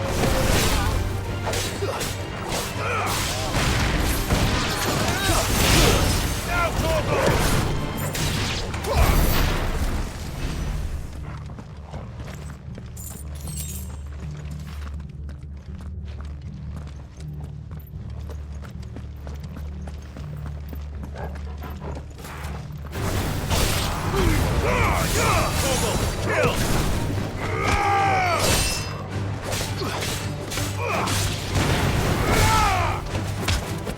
It's over!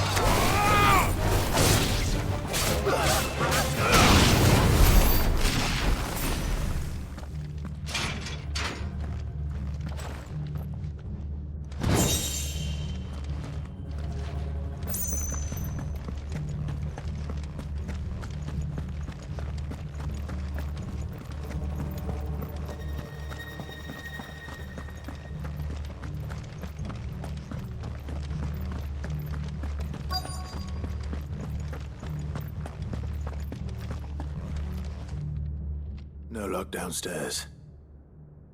But I did find out that this place was more than just a prison. Something far more sinister was happening here. I know. I've been reading some of these documents and... it can't be true, can it?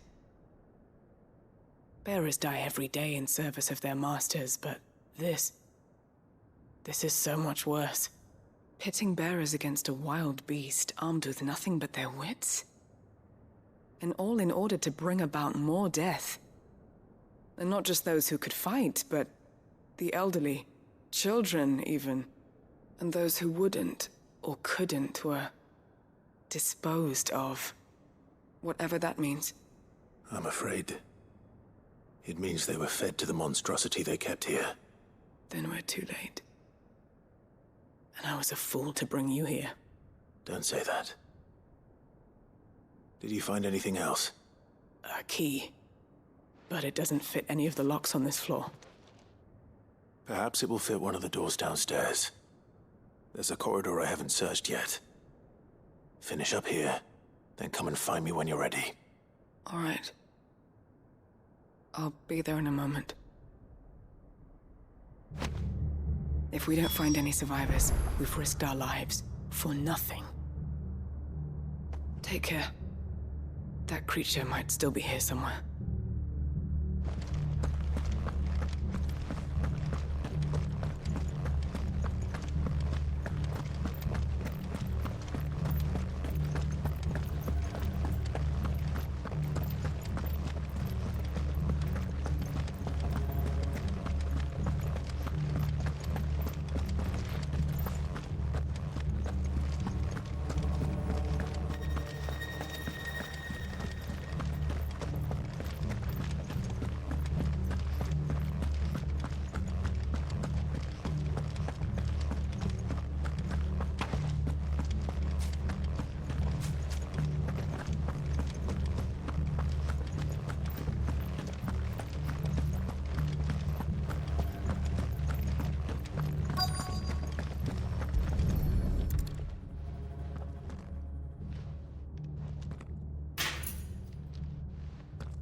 Let's see what we can find down here.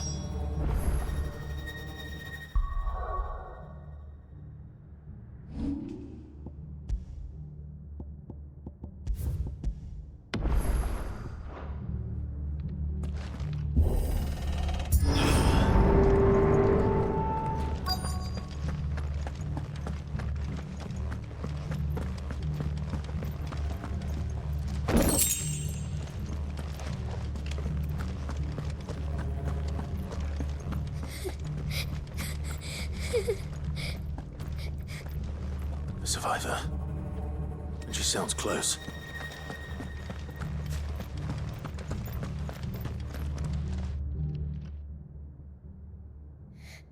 Who are you? There's no need to be afraid. Are you alone? Are there any other survivors? Some of the guards. They're still here. But something's wrong with them. Everyone else was eaten by the monster. Of course there were. Thank the Founder. It was worth our coming. But I'd rather we didn't linger. Are you ready? Ready when you are. You poor thing. You must have been terrified. Did Chadwick send you? What? He fought the monster. Distracted it so I could run away. He must have sent you. He promised to free the others too. Where is he? He opened your cell, didn't he? He wouldn't be here otherwise. Chadwick.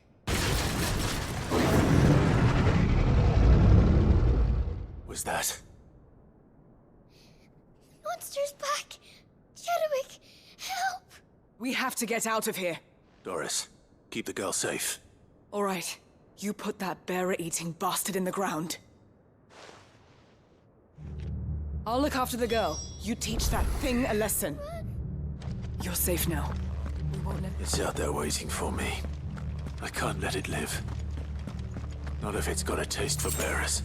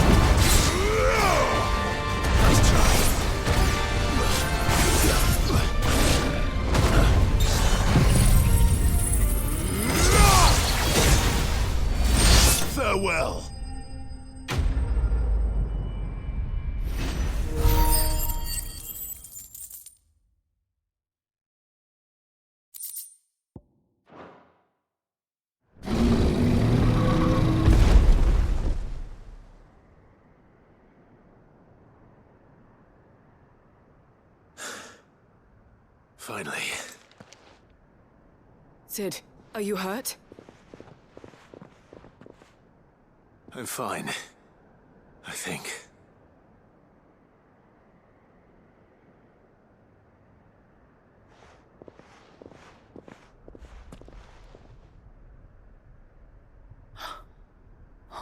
No. What is it? A diary. I gave it to Chadwick before we went our separate ways. He was here. Do you think that creature? I'm sure he fought bravely to the last. The girl is safe thanks to him. Chadwick. You fool. Come on. We have to get her back to the hideaway. We don't want his sacrifice to have been in vain. No. Of course not. I'll see that she's looked after from now on. It's the least I can do.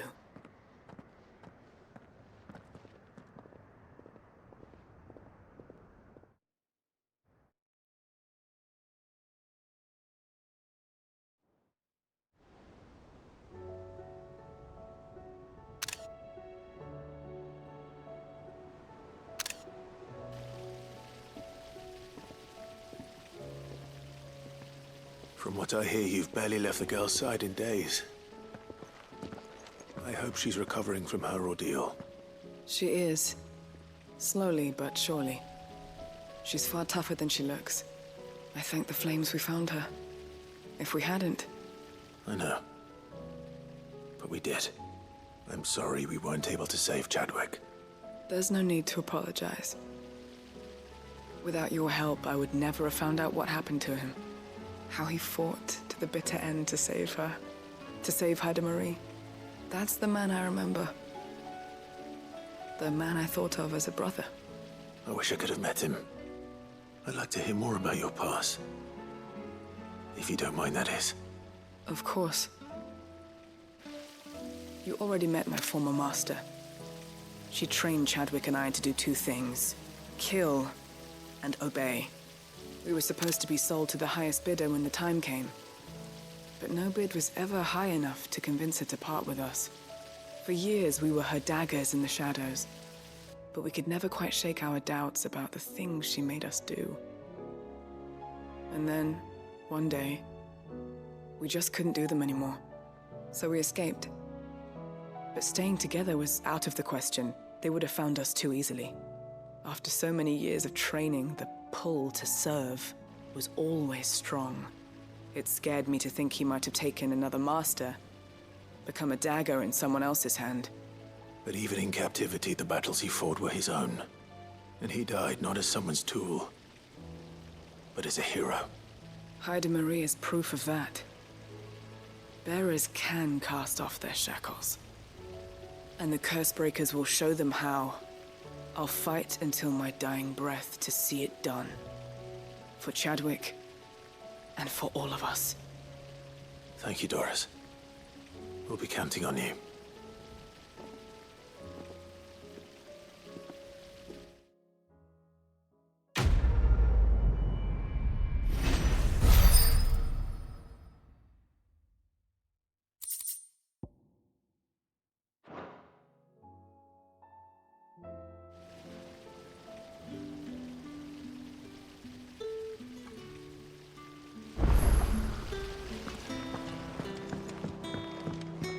So much food in the hideaway. Sometimes, in my cell, my tummy rumbled so loud that Chadwick would sneak me some gruel from his bowl. I miss him. He would have liked this place.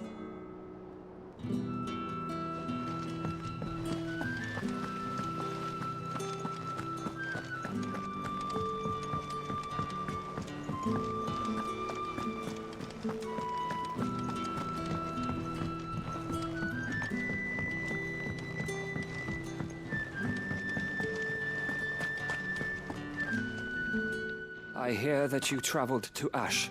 Sid, did you by any chance recover the names of my fallen friends? I did. Yes.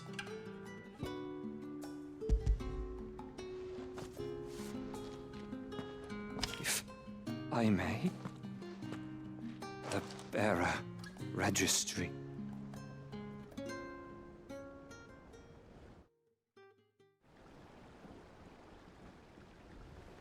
The director was a brutal man. He got no worse than he deserved. The registry was all I found beneath the tree. There was no sign of a body, nor any record of what happened to the children after the orphanage closed. I pray that at least some of them survived. All their names are here. The ones we lost. My friends. My light in those dark times. I can still remember their faces, like it was yesterday. Children who were taken from their bunks in the morning, never to return. No explanation ever offered. They'd be happy to know that you survived, Herman. But why did I make it out alive, when so many others died in that awful place? It's not your fault. And blaming yourself won't bring them back. Honor their memory. See that their names live on. That way, at least. They're never truly gone. Thank you. Sid, I'm going to write a book. An account of the horrors of Bad Bach, and the spirit of those its custodians sought to crush. All of Valisthea will know of our suffering, and in the name of those I lost, I will not let it happen again. Neither will I. These records would have been buried for all eternity, were it not for you. Thank you.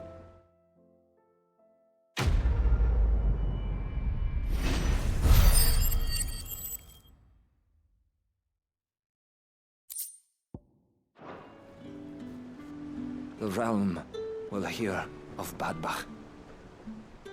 And I pray that the tale of my fallen friends will spare future generations the horror we endured. Thank you for helping keep their memory alive.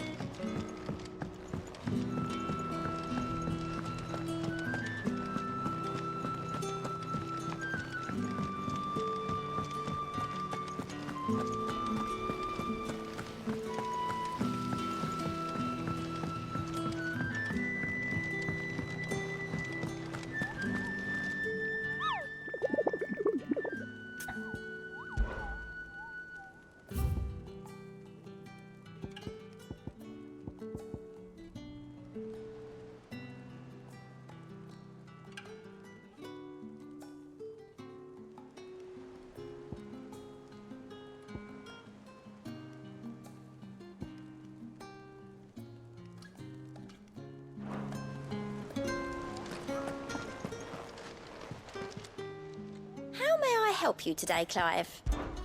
Is everything we've received and everything promised? Come again. I may have more for you. Vivian. I found it. The book you lost.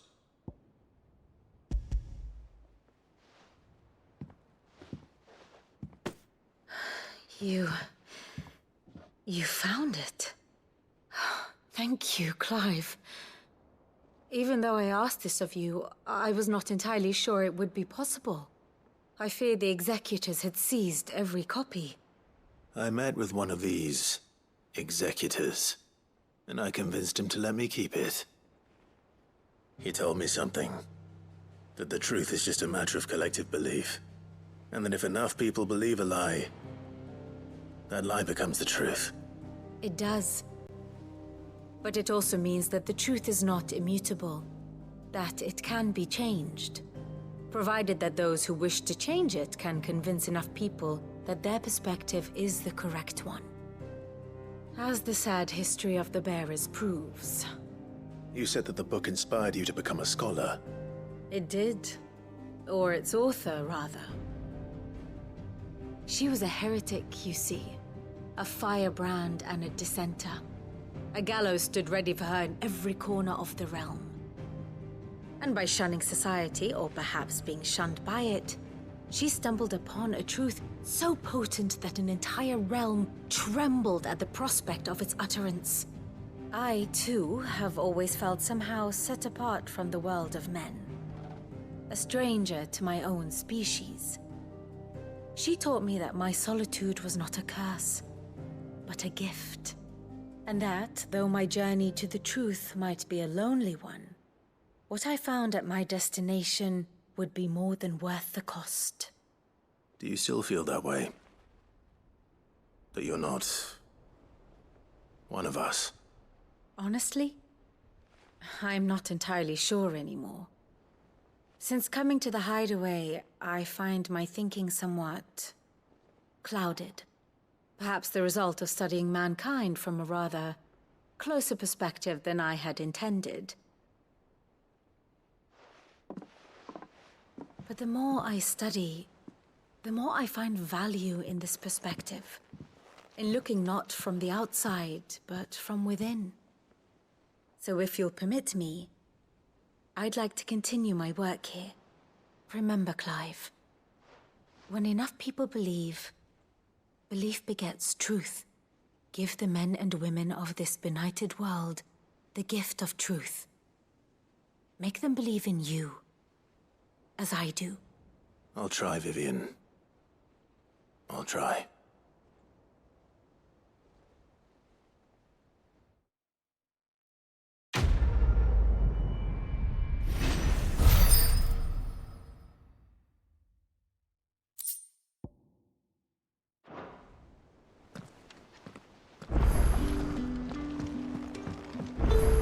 What will it be today? Truth is but a matter of belief.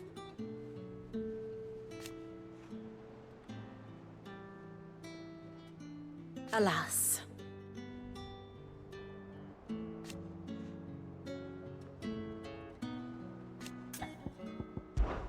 Well, Clive? I am.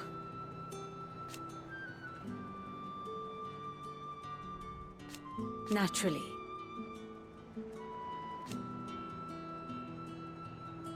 I shall...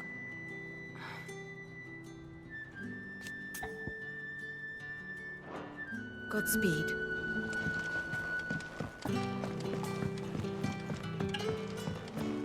You should have seen him. The thing didn't stay. Welcome back, Sid.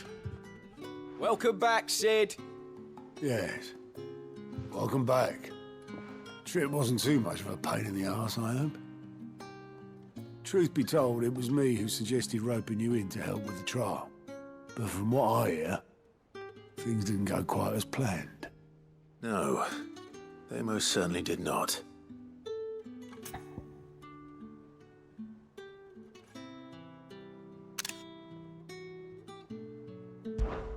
Ember lost his nerve in the face of a beast of prey, but he didn't lose heart.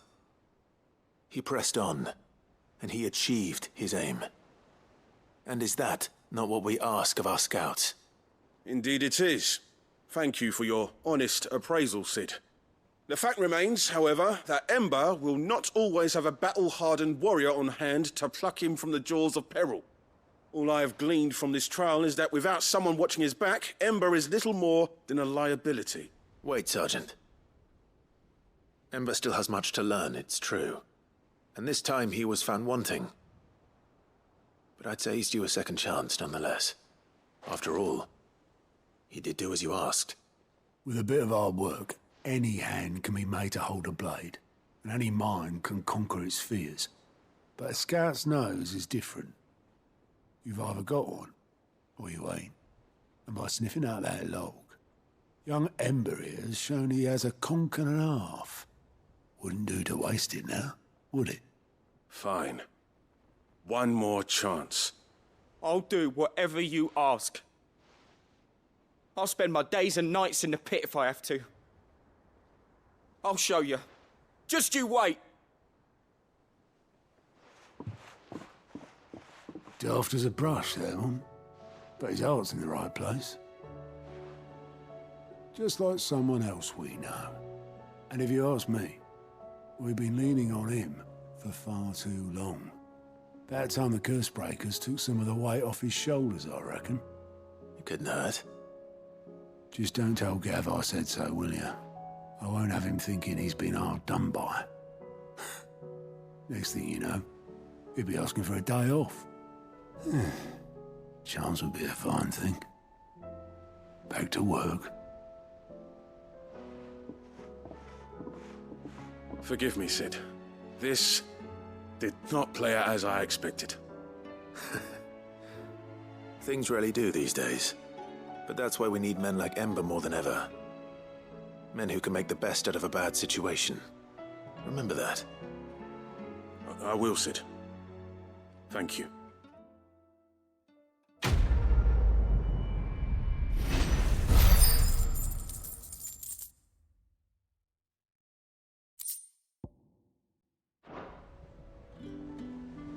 Sid, I wanted you to know.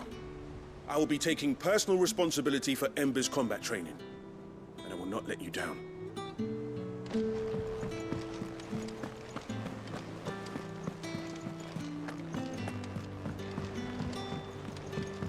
I can't say my travels ever took me back to Man's Hill. I'm curious to see how it is fed.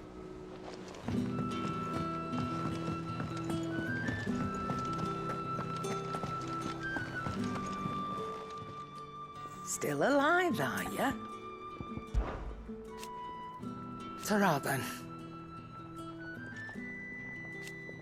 Thank you, Karen.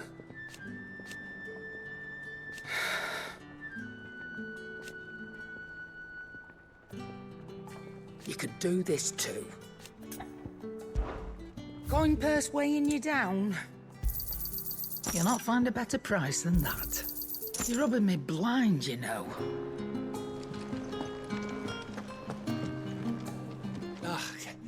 You all right? Something troubling you? No more than usual. It's just...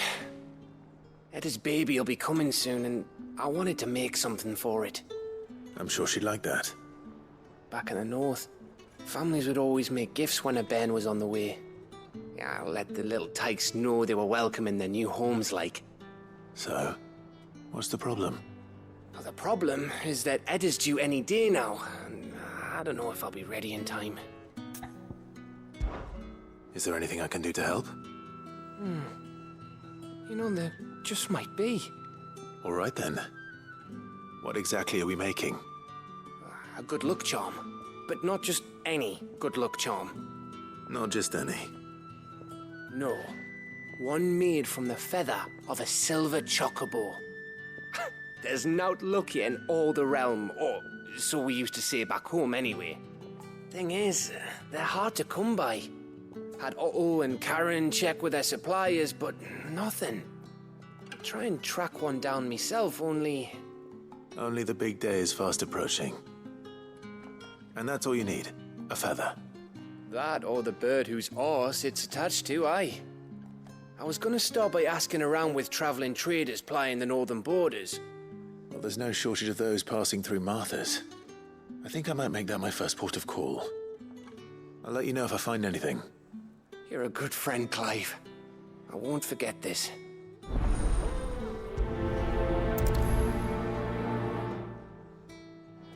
Can't say I've ever seen a silver chocobo myself, but I have seen one of their feathers. Look just like a normal one, only silver, obviously. Well, grey.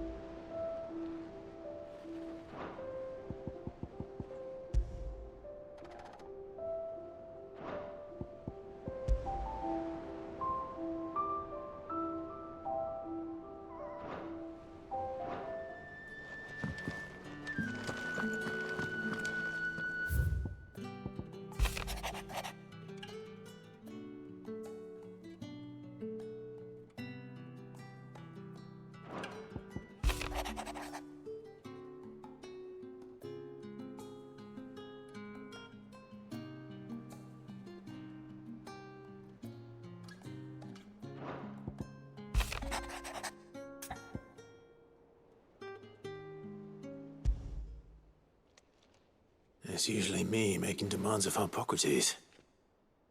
I wonder what this is about.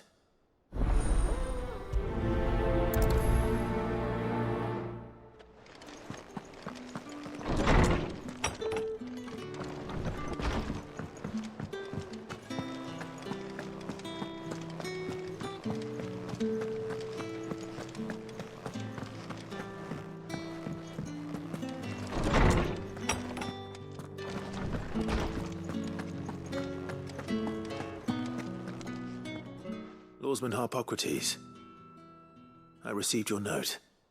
Ah, yes. I expect you're wondering what this is all about. You spoke of making amends with Dion, but I can't imagine what for. Then I should begin by telling you that I was once his tutor. This was some years ago, of course, before I joined Sid in his hideaway. At that time, I was counted among the foremost scholars of Oriflamme, and was accordingly invited to the palace to supervise the young prince's education, all to ensure that the future emperor had a firm grounding in, well, everything an emperor should. History, religion, commerce, government. Alas, our time together was cut short when Dion left to join the Dragoons, his studies no longer being deemed necessary. I had not expected to meet with him again, least of all here. Have you spoken with him?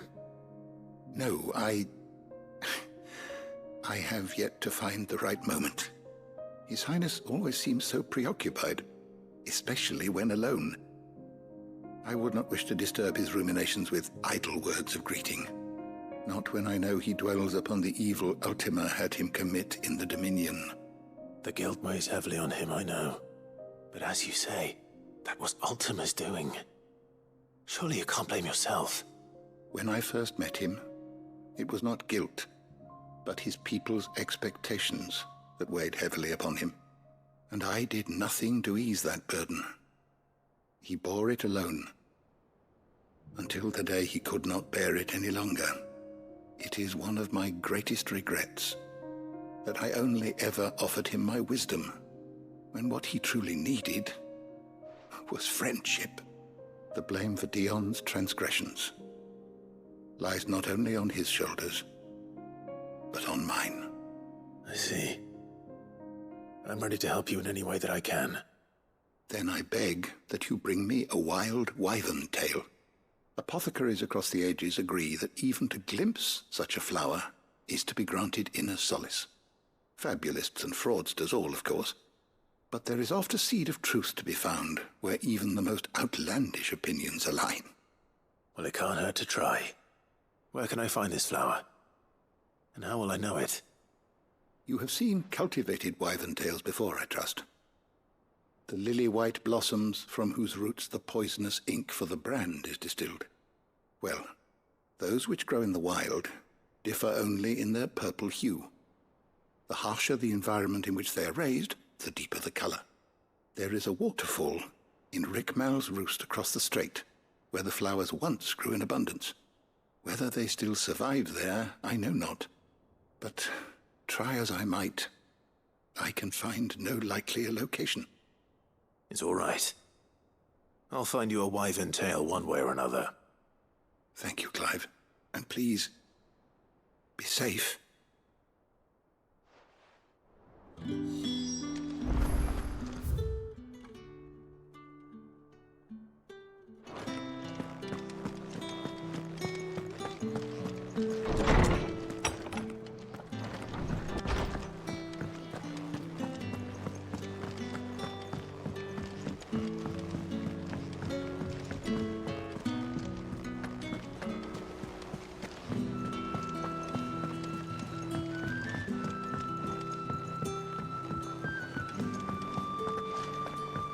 Haida Marie has taken a liking to her new home. How her spirit survived Balmung Dark unbroken, I'll never know.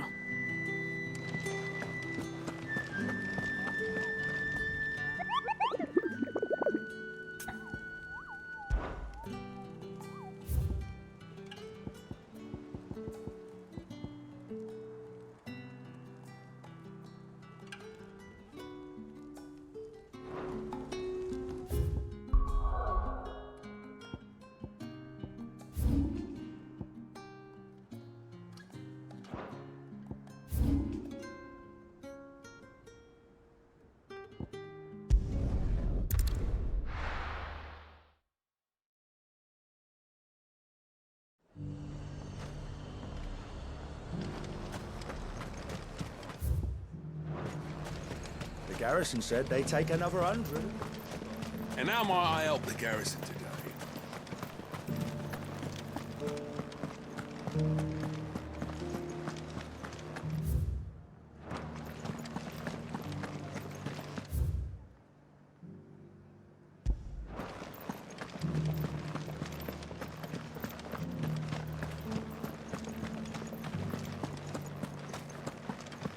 Haven't seen any of those beastly blue-eyed...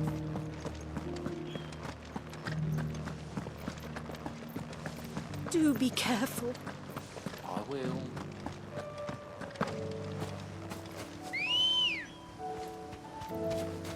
Come on.